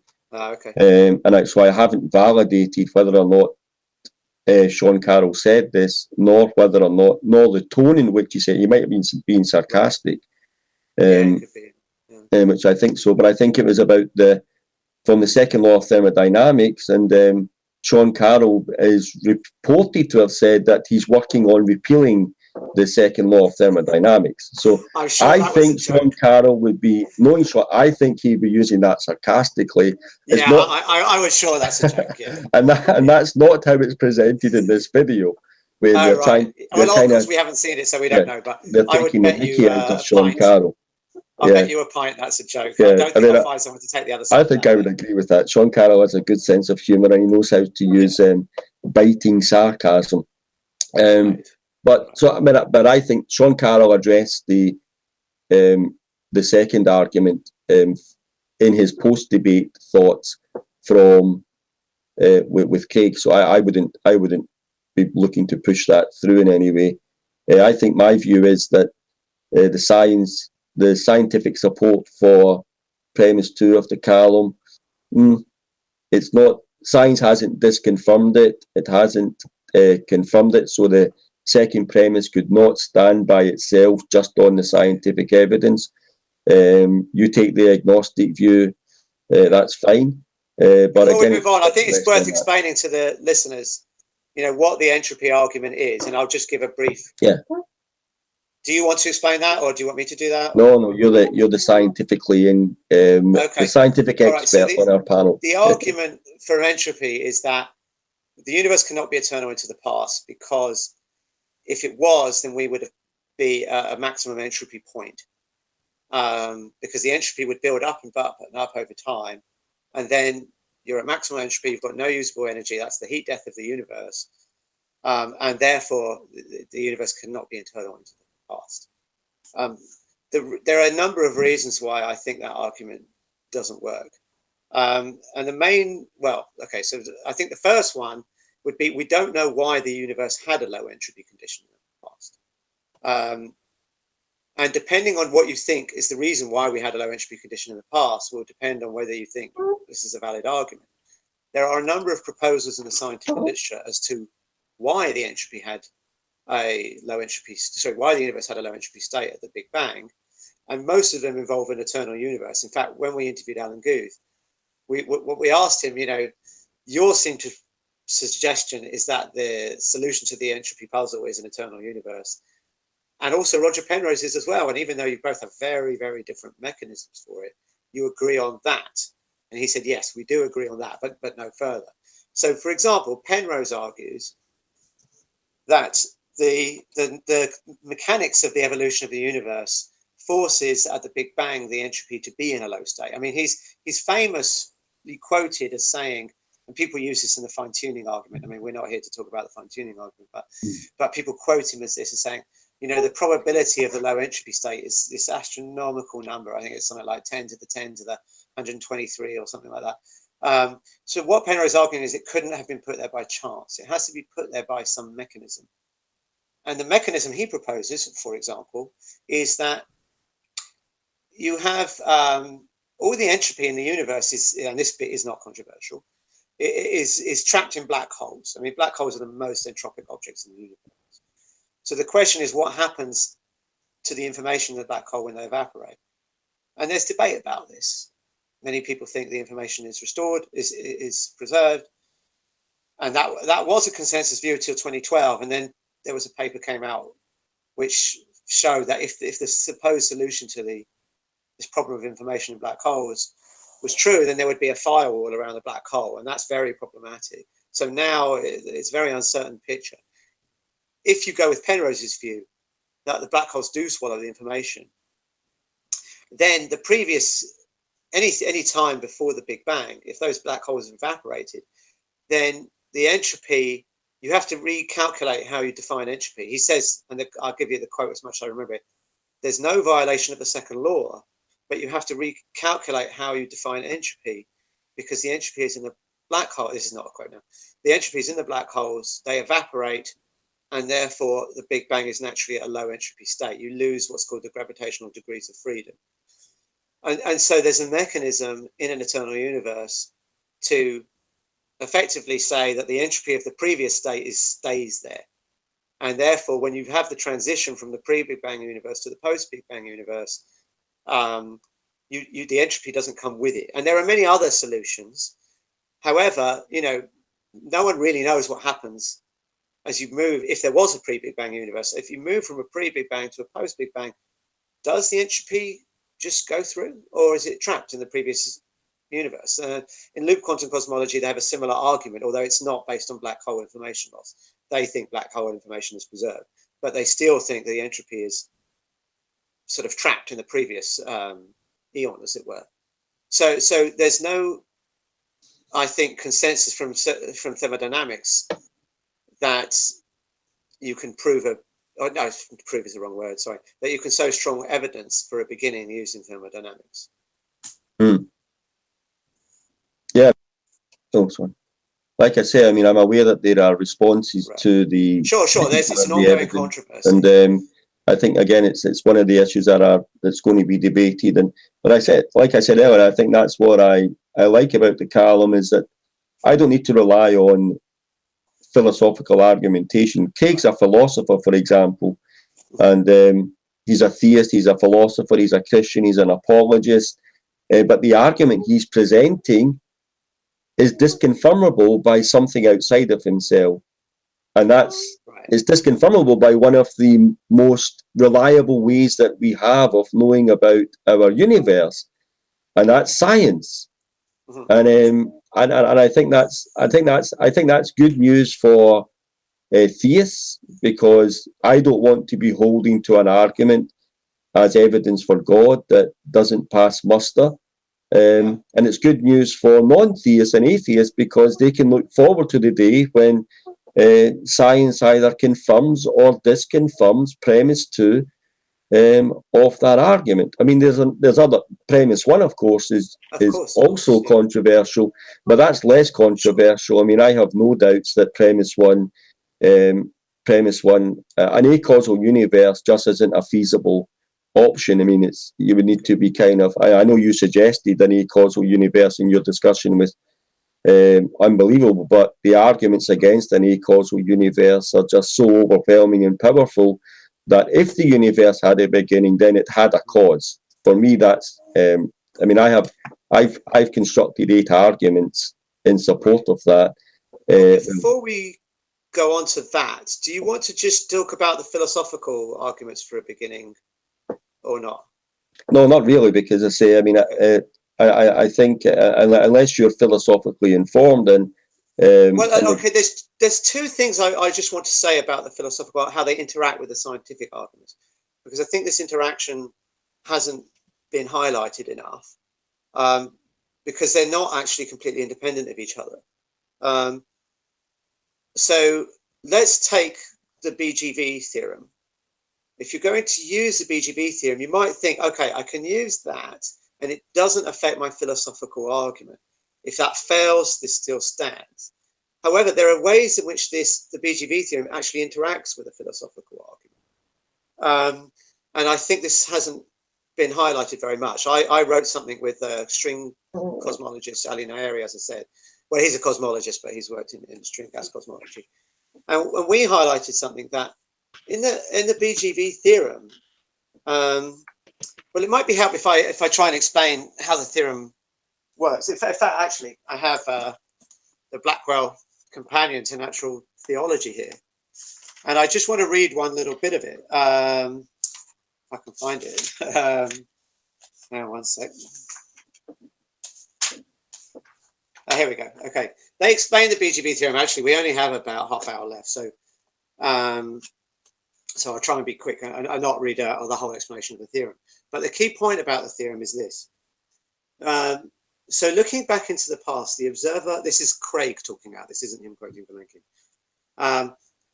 So looking back into the past, the observer must be seen to speed up, but one cannot exceed the speed of light. The implication of this is that the past world line of the observer had a finite length. This is the symptom of the singularity, the pathology that was referred to. Okay, so the way the BGV theorem works is that you have these co-moving test particles, or they're observers as Craig describes them, and Vilenkin uses that term as well. And as in an expanding universe, you wind the clock back, their velocities get faster and faster, and they can't exceed the speed of light. Now, how does that interact with the philosophical argument?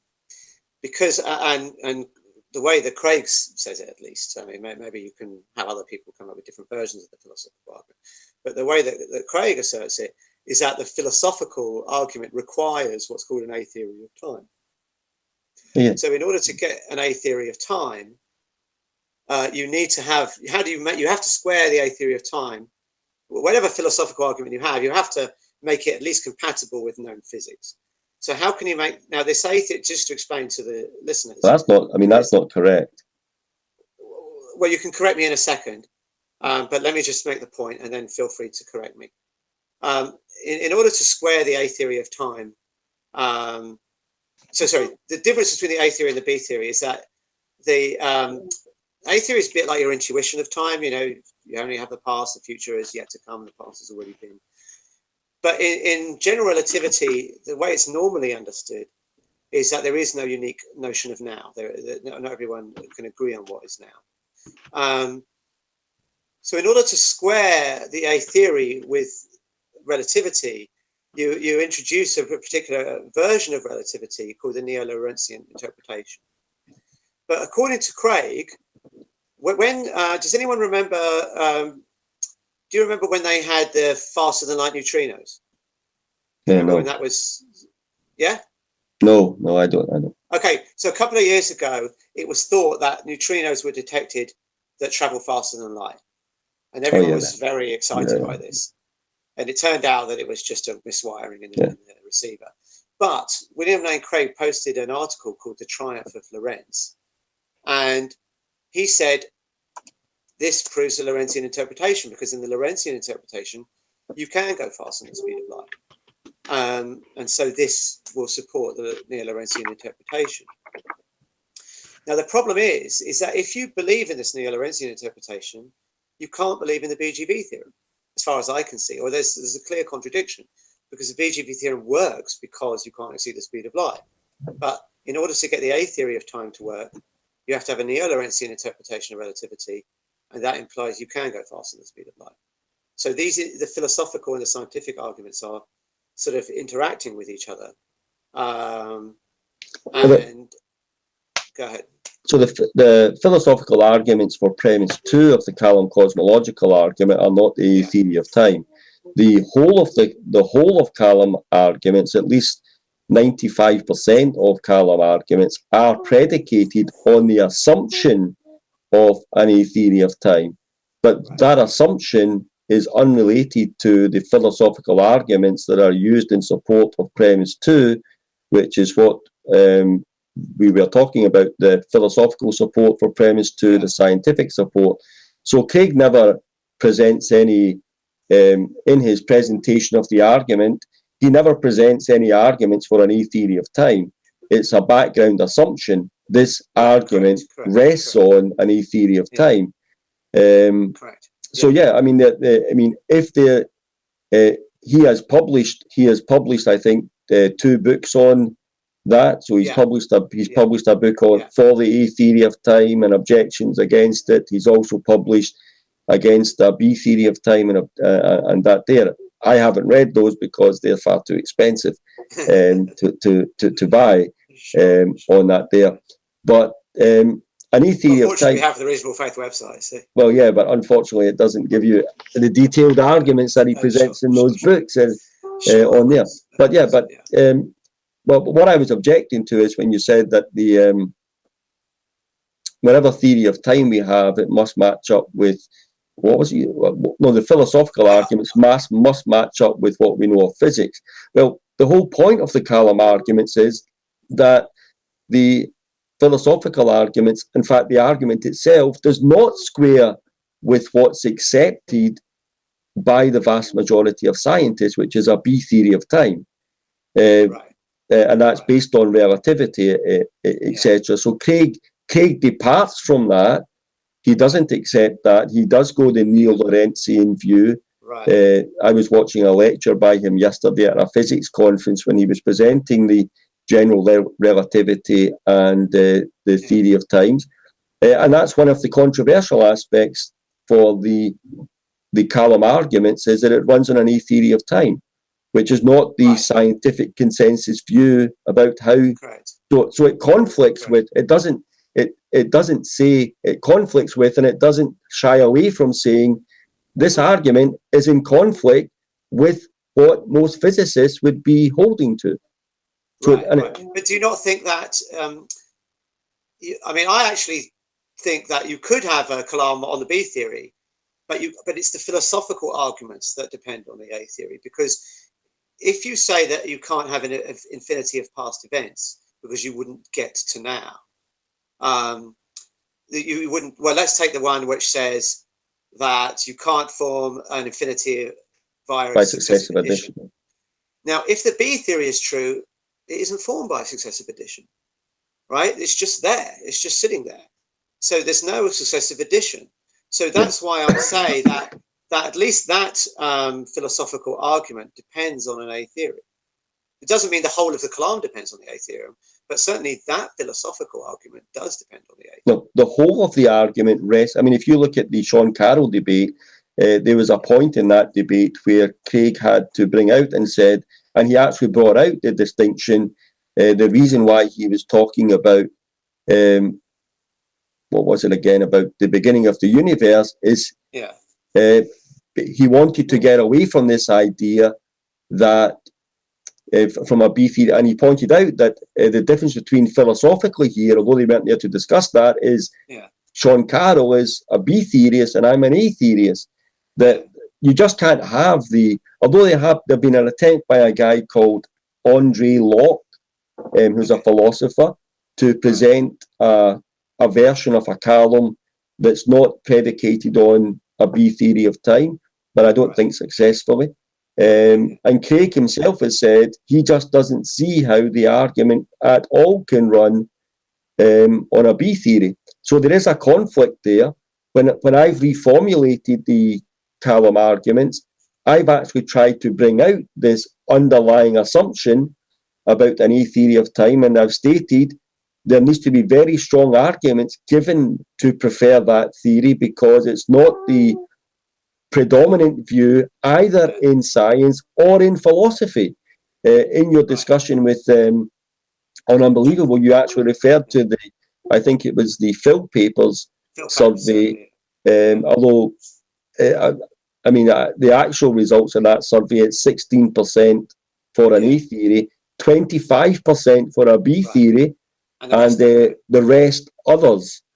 I mean the others could just be they don't work in the philosophy of time, and so they exactly, something like that. So bottom line was, it's not a majority. Let's put it this way: The It's not a A theory majority is view. not a majority view, Yeah, either but through philosophers and certainly not through physicists. but if you look at one of the biggest detractors to the Kalam arguments, Wes Morriston, Wes Morriston, who is a theist as well, he holds to an A theory of time. Holding to an A theory of time is not necessarily linked into wanting to push the Kalam Cosmological I agree with that. argument. What I would say is that certainly the successive addition argument requires an A theory of time. Now, of course, you could believe in an A theory of time and think that there are other reasons why the infinity arguments don't work. But what you can't be, in my opinion, is to say, I believe in the successive addition theory, and I disbelieve the A theory. I think that can't. There's a conflict there. Yeah. Yes. Mm. Yes. But so the philosophical. We don't have a lot of time left, Matt. Why don't we go into? Let's assume that the universe did have a beginning. Yeah. Okay. We don't have a lot of time. So I think one question is, should we assume therefore it has a cause? And then the other question, I think, where I think there's much more problems, is should we assume it has a personal cause, particularly an immaterial mind and things like that. Mm. So, do you want to go there, or do you want to start with that? Yeah, definitely. I mean, in regards to William Lane Craig has he presents what he calls as three arguments. That the universe, if it had a beginning, had a cause, and to be perfectly honest with you, two of those arguments are hogwash in my view. Can you tell us which ones you think are hogwash and which ones? I mean, it's the one that says, well, if a universe could come from nothing, then why don't we see just anything and everything coming from nothing? But the point that misses is that as soon as you've got something, you can no longer have something coming from nothing because something exists. And you've got all the laws of physics that go around about that. So when he uses the example about a tiger just appearing, well, the laws of physics would preclude that from happening because the laws of physics are then there. You no longer have nothing. 100%. So it's gone. And they give you a little virtual high five on that one. Well, that's a Wes Morriston. I think Wes Morriston basically destroyed that argument for me. And then the third argument, well, I mean, I suppose the third argument's reasonably okay, but it needs to be reformulated, and that's that science everywhere confirms that things that have a beginning have a cause. Now, that's very much in dispute with atomic decay and the other one, the virtual particles, and although Craig's responded to those. So I got to the view of thinking, well, never mind premise 2. Premise 1 is the one that needs the support. And in light of that, I started looking about for and started to construct arguments of my own. So these aren't Craig's arguments, these are and I've now got 8 arguments that if the universe had a beginning, then more probably than not, the universe had a cause. So an acausal universe, as far as I can see, if the universe had a beginning, the only thing that you can lend in support of it being acausal is logical possibility. You can't offer any evidence. There's no evidence that I'm aware of that says if the universe had a beginning, it just came to be. And I did see this. There's this Sean Carroll dodge that you repeated on the Unbelievable show, where you say, well, let's not talk about having a cause or out of nothing, and let's just talk about the universe had a first moment of time. Right. Well, the question that arises from that obviously is, well, what about without that first moment of time? What was there? I'm not quite sure what you mean by that, sorry. So if the universe had a first moment of time, without that first moment of time, what existed? Right, okay. Are you asking me, or is that sort of... well, a rhetorical kind of... making the argument. I don't want to put you on the spot, but just the first moment of time is a dodge. It's basically... I don't mind answering it if you're asking. I don't know whether it was rhetorical. So without the first moment... So if you say the universe had a first moment of time and you say... what existed without that first moment of time, the answer is I would say we have no knowledge of anything outside Nothing. of. Well, okay, maybe there's something that's just something we have no knowledge of. I mean, Well, that's just an appeal to ignorance, isn't it? That's just saying. Well, I'm not saying it is the case. So I'm not appealing to it. I'm just saying we have no knowledge. So that's an appeal to ignorance. So that's saying I don't know, but so you have. I mean, you have the universe, right? The universe is agreed. The whole of contiguous physical reality. Fine. Yep. That whole of contiguous physical reality had a first moment of time.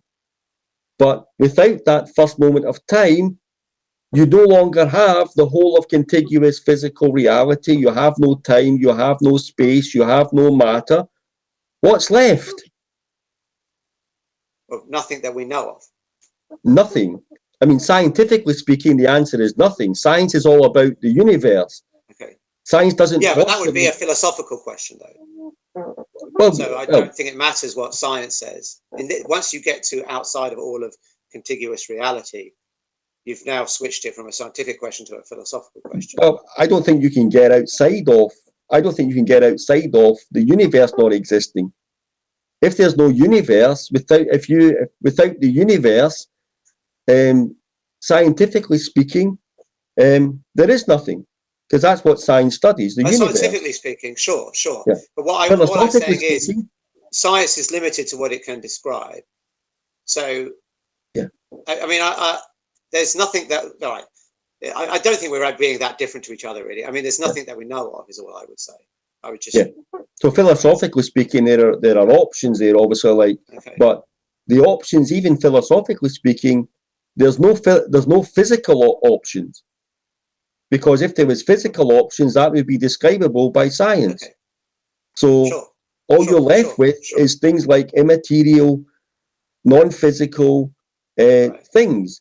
So that's the observation I made about that. I didn't like that first moment of time thing, but I constructed these arguments. One of them I borrowed from a philosopher called Alexander Proust, who is a fantastic philosopher.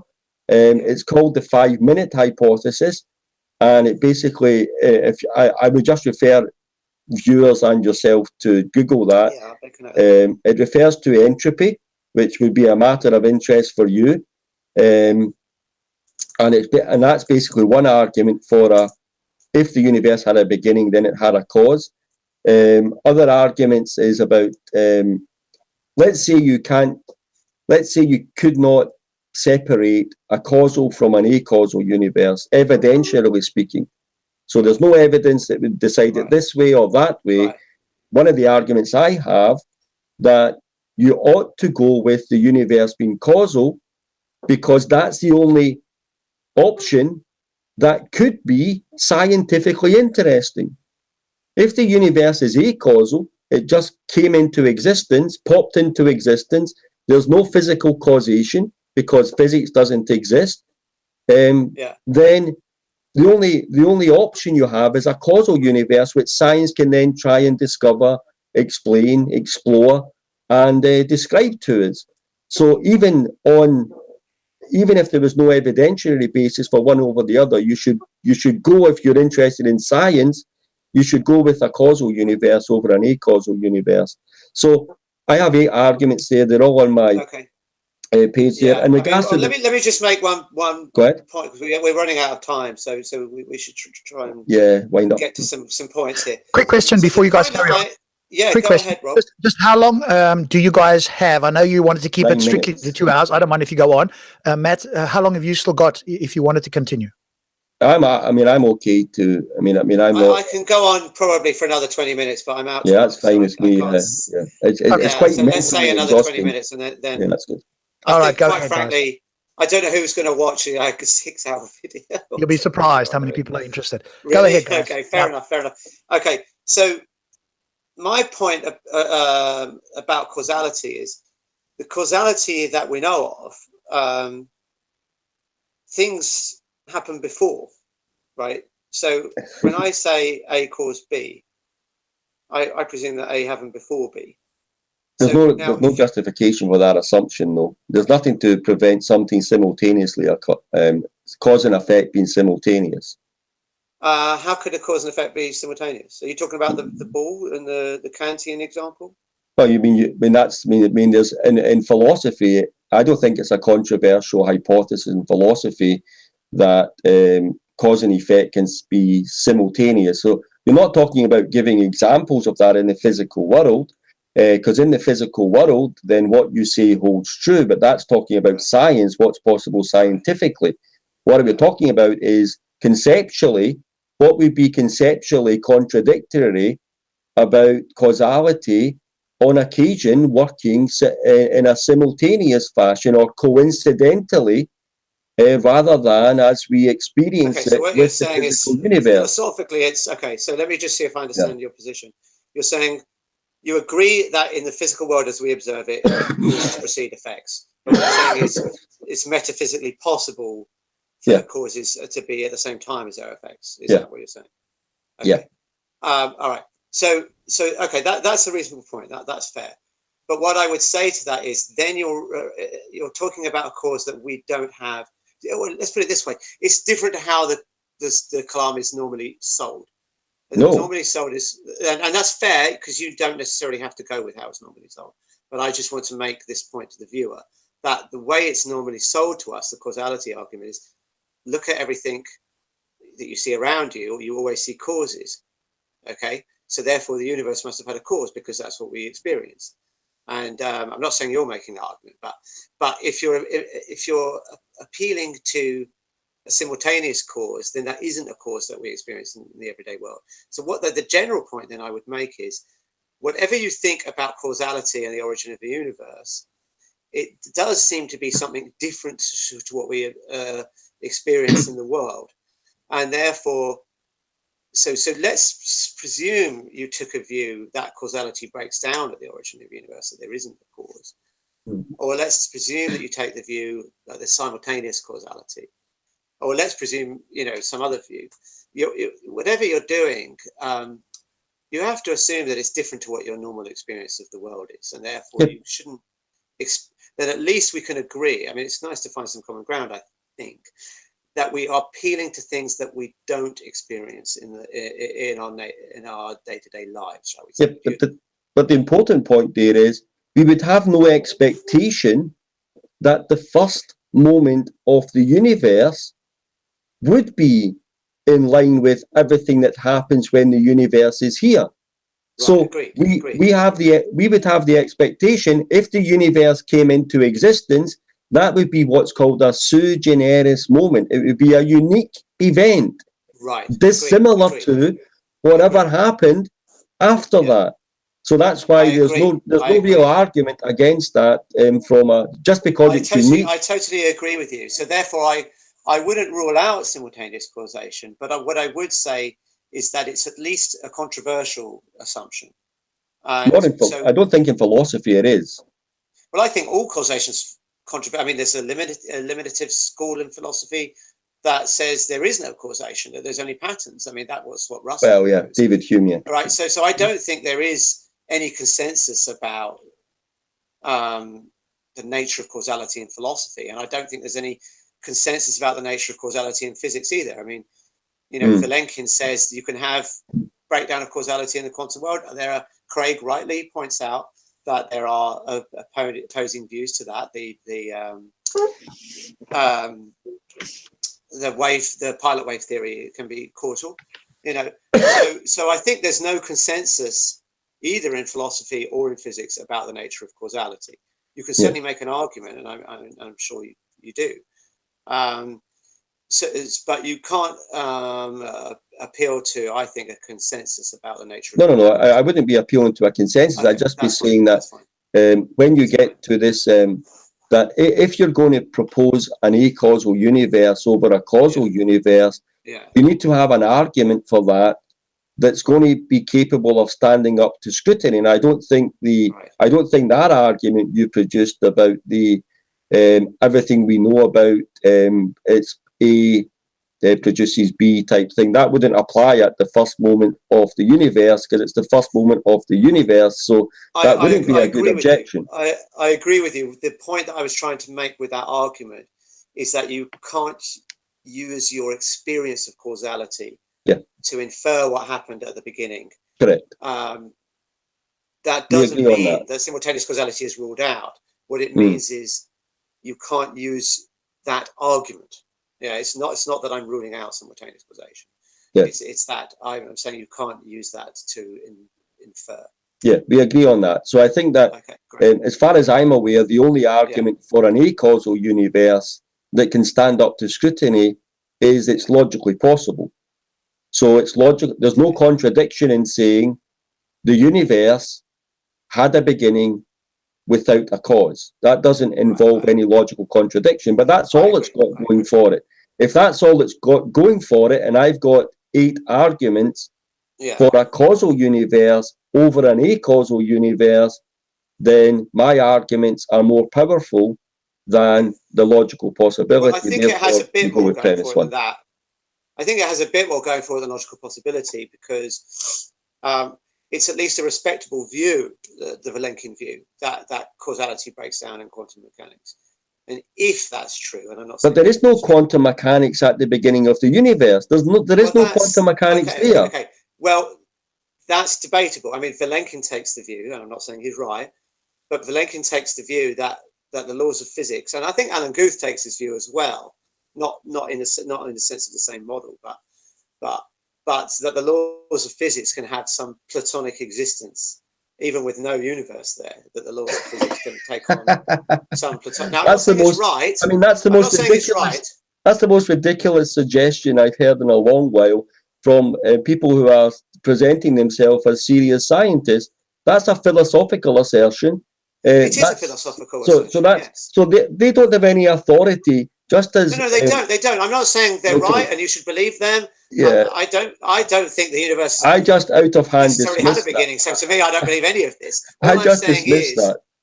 I dismiss that. Well, I don't see. Okay, let's put it this way. I'm not sure there's any more support for an immaterial mind that can create a universe than there is for abstract Platonic laws of physics that can create a universe. To me, they're both without support. Yeah. So I haven't proposed an immaterial mind as of yet. Okay, that's fine. But most maybe not you, but most proponents of the Kalam would propose. Oh yeah. I mean, of course, I would given time, I would get to doing that, but with argumentation. Yeah. But this idea that, I mean, physics is present with the universe. Right. That we can agree on, yes. But if physics is present with the universe, then without the universe, there is no physics. But that's an assertion. There could still, I mean, I'm not saying this is... That would be a contradiction. Right, but there are some people that assert, like Vilenkin. I mean, it'd be worth actually, I think Guth made an argument for this. I'll see if I can find it, actually. It'd be good to see it. And I'm not saying he's right. Let's see if I can find it. All right. So the question is, what's the ontological statement of physical laws? And there's a debate between our laws' descriptions of the way objects behave, and if that's the case, and I think what you say is necessarily true. However, there's an alternative interpretation, which laws have their own ontological statement. It's a form of Platonism, I think.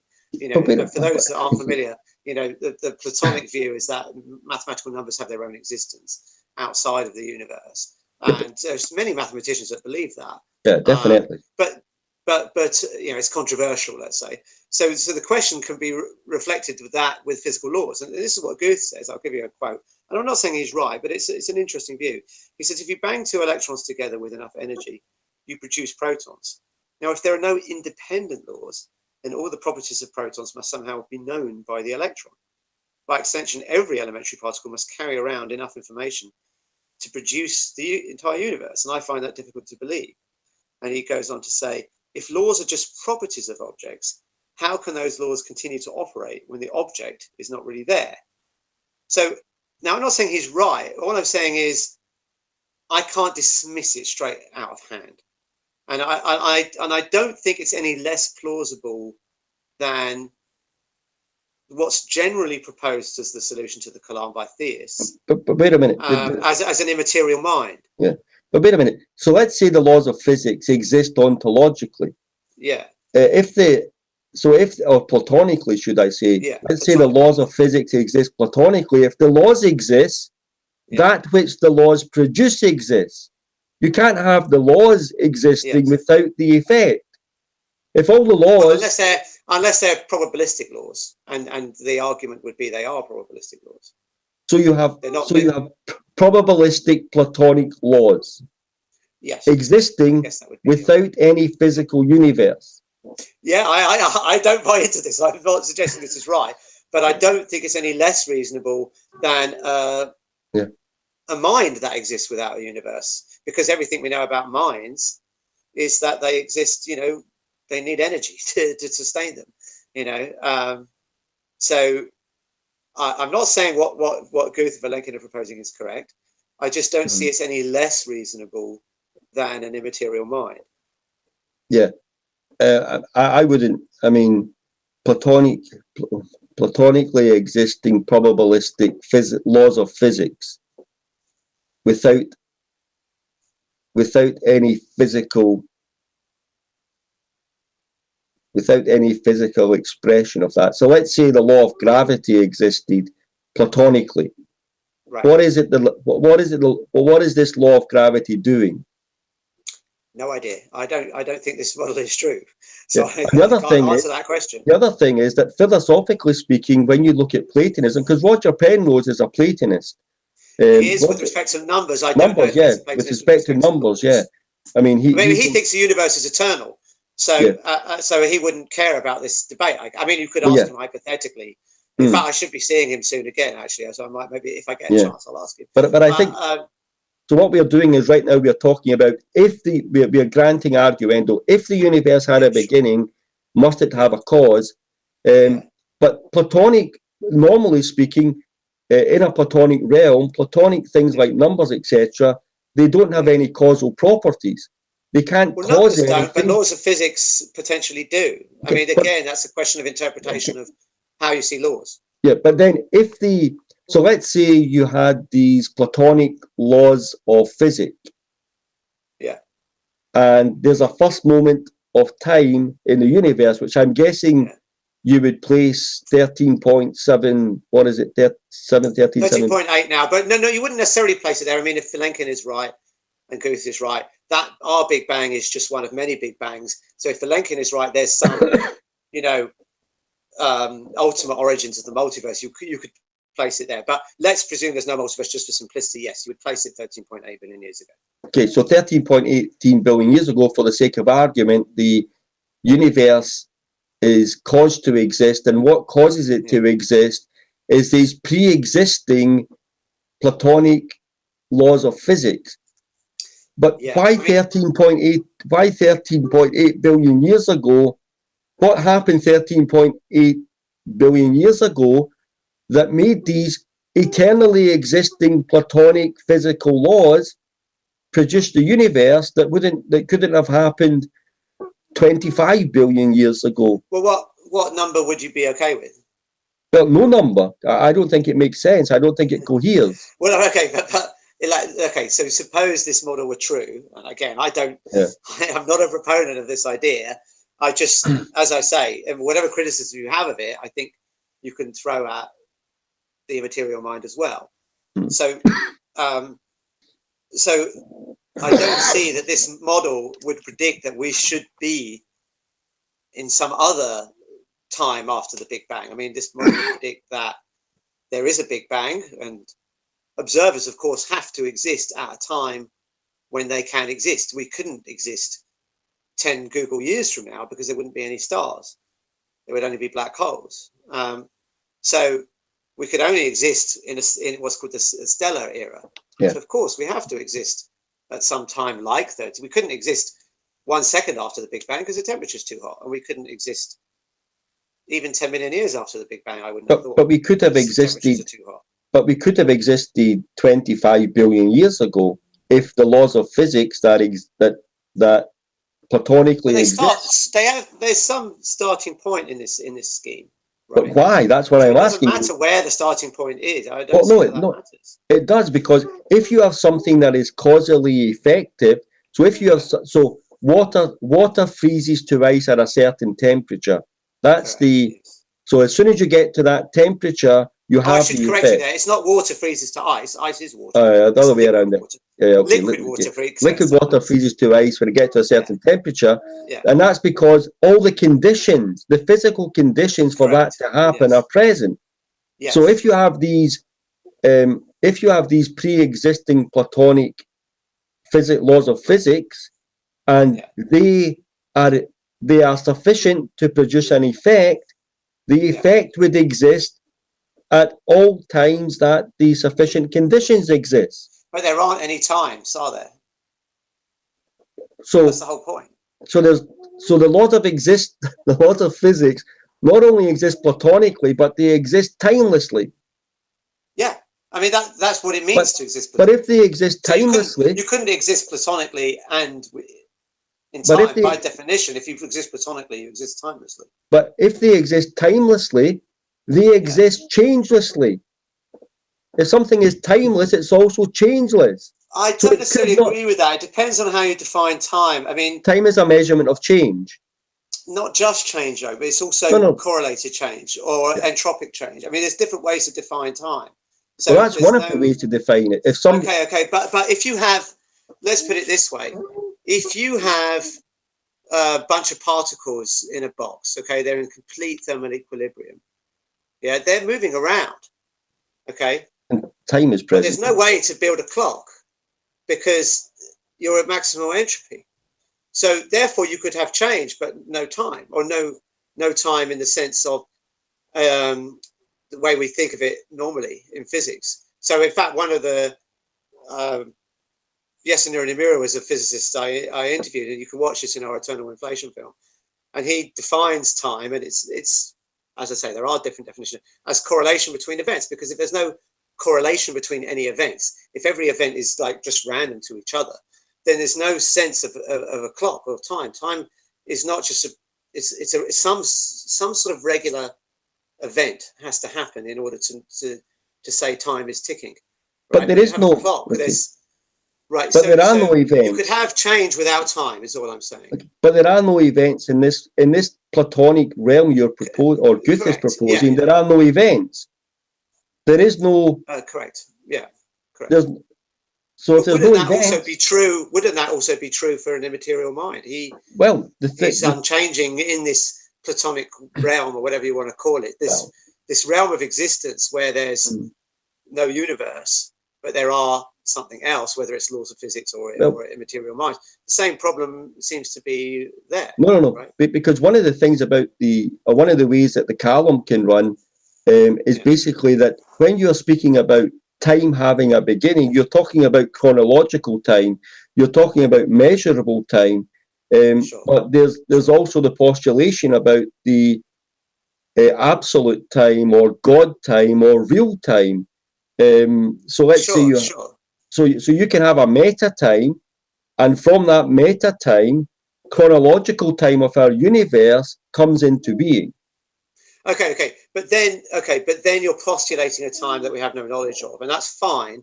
But why can't you postulate a meta time for the laws of physics? Well, yeah, but I'm happy. I mean, I thought you were doing that. That's why I said that you had to say to me, well, no, there's no time.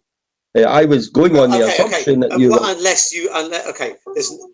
you posit some other time that we have no knowledge of. Yeah, right? So a meta time, or God time, or whatever. Right, but you need to do knowledge of that time. But you would need to do it. You would need to propose a meta time in order to make sense of this Platonic laws of physics. Okay, but all I'm saying is, I mean, we're running out of time here, so I need to go. I wanted to touch one more. Wrap up. Yeah. Let's try and wrap up. I mean, the point that I'm making. Can I just touch on one more quick point for you? Because you did mention about the idea of the cause being personal, and very quickly, I reformulated the Craig's argument to give you a personal cause of the universe, and what I did was I incorporated into premise one the fine-tuning argument. So instead of saying if the universe had a beginning, then the universe had a transcendent cause, I introduced the phrase if the finely tuned for life to begin universe had a beginning, and although that's controversial because it's combining the fine-tuning argument with the Kalam argument, what it allows you to do is, if you push that argument through, if you have a fine-tuned universe, then that you then can use all the arguments for that being an intelligent designer along with personal and on there. But I agree, we need to wrap up. That's fine. That would be a whole other. I think this has been. Do a quick summary or what? Yeah, I think we'll do a summary. This has been awesome, and I do think, you know, as a viewer here, if you're up for it, Phil, I think a part 2 would be useful, where Matt has then got the ability to go into what he wasn't able to complete in this 2 and a bit hours, because I think we only did part of it, which was great. But I think there's a lot more Matt can say, and if you guys are available and open to that, at some point, I've got quite a few projects on at the moment, so it wouldn't be in the near future, but I'd happily do another one. Okay. I definitely think that would be good, if Matt wants to, because I think he didn't get a chance to articulate the other part, which he was fairly strong on. Okay, great. So who went first? The first time, I think it was Matt. So Phil, if you can give us sort of your closing view on what we've talked about. Sure. Okay. So what I would say is, in order, I don't think you can disprove a Kalam, although I don't think you need to. I think in order for the Kalam to go through, as it were, you have to have, it's a deductive argument, so you have 2 premises. You have to show that the premises are true, not 100%, but to a high level of confidence. I think the way Craig often presents it is it's more probable than not. And I think that's wrong, because if you have 2 premises, let's say one is 60% probable, 2 independent premises, I should say. One is 60% probable, the other one is 60% probable. The probability the conclusion is true is only 36%. So they need to be more probable than not. They have to have a high level of confidence. And I don't think we have a high level of confidence that the universe had a beginning. And I don't think we have enough confidence that causality would still operate if the universe did have a beginning. And then lastly, I would say, even if it did have a beginning and it did have a cause, I don't think you could assert that the cause was some kind of personal agent, which is how I think we normally would say is God. I mean, there are some people that say that God is the laws of physics, but that's not a God that most people believe in, so I don't think that matters. So I think therefore I think the Kalam is not a persuasive argument. I'll leave it at that. Great, thanks so much. Okay, Matt, if you could give us your view. Yeah, I mean, just there needs to be a point of correction there on regards to what Phil just said about Craig and the way he calculates the deductive arguments. Craig was corrected about 2 years ago by another philosopher in regards to the probability, what makes a good deductive argument, and what it needs to be. And Craig, right? And Craig has accepted and he's adjusted his arguments to fit in line with this. Is it needs to be the probability of the accumulation of the premises taken together must be more than 0.51 in order to for the conclusion to go through. So it's not the individual premise and the probability of that, plus because that would fall to what you just said there about the 60-60. So it needs to be the cumulation of the probability of the premises taken together must be more than 0.51 to get you to your conclusion. And Craig's view is that that's not a problem, because he believes that the cumulative total of the 2 premises of the Kalam is far greater than the 0.51. It's about the 0.8 to 0.9 probability of the premises cumulative being true. And you can see him discussing that in the Kevin Sharp debate, his most recent debate with Kevin Sharp. To conclude my point, I'm not postulating the Kalam cosmological arguments as sound deductive arguments that have been scientifically demonstrated without a shadow of a doubt in science and cosmology is brilliantly supporting God's existing, nor even the philosophy. All I postulate is that the Kalam cosmological arguments are interesting arguments, philosophical arguments, for the existence of a generic type God. There is no scientific disconfirmation of that. There is some slight evidence that can be derived from science in support of the only premise that relies on science. There's philosophical support, and it's a very interesting argument. And I think that what I would warn against is people who are scientifically knowledgeable. And I'm not referring to Phil on this, and I would exclude Phil from this characterization. But YouTube atheists, non-theists, who use science as some sort of disproof of the Kalam, they are not doing the Kalam cosmological arguments any favours at all. The best position to take, if you are a non-theist, atheist, is Phil's position, where you say scientifically, the evidence is not clear. I'm an agnostic scientifically agnostic on premise on that, and that's something to be commended for Phil, that he does take that position. He doesn't go to the extremes of damning the Kalam to damnation because of science. That's not a defensible position, I think. I think it's an interesting argument. I'm fascinated by it.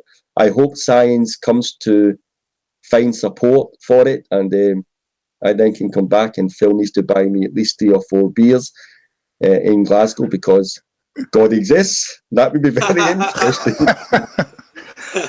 Guys, thank you so much. Yeah, all right. Maybe we'll look forward to that. Thank you very much, Matt. It's been a really interesting chat, and I appreciate it. Thank you, Rob, for hosting. Thank you very much, guys. It's been in great spirit. Hopefully we can do a part 2 at some point in the future. And until then, thank you very much, and good night and goodbye to everybody. All right. Good night. Bye-bye.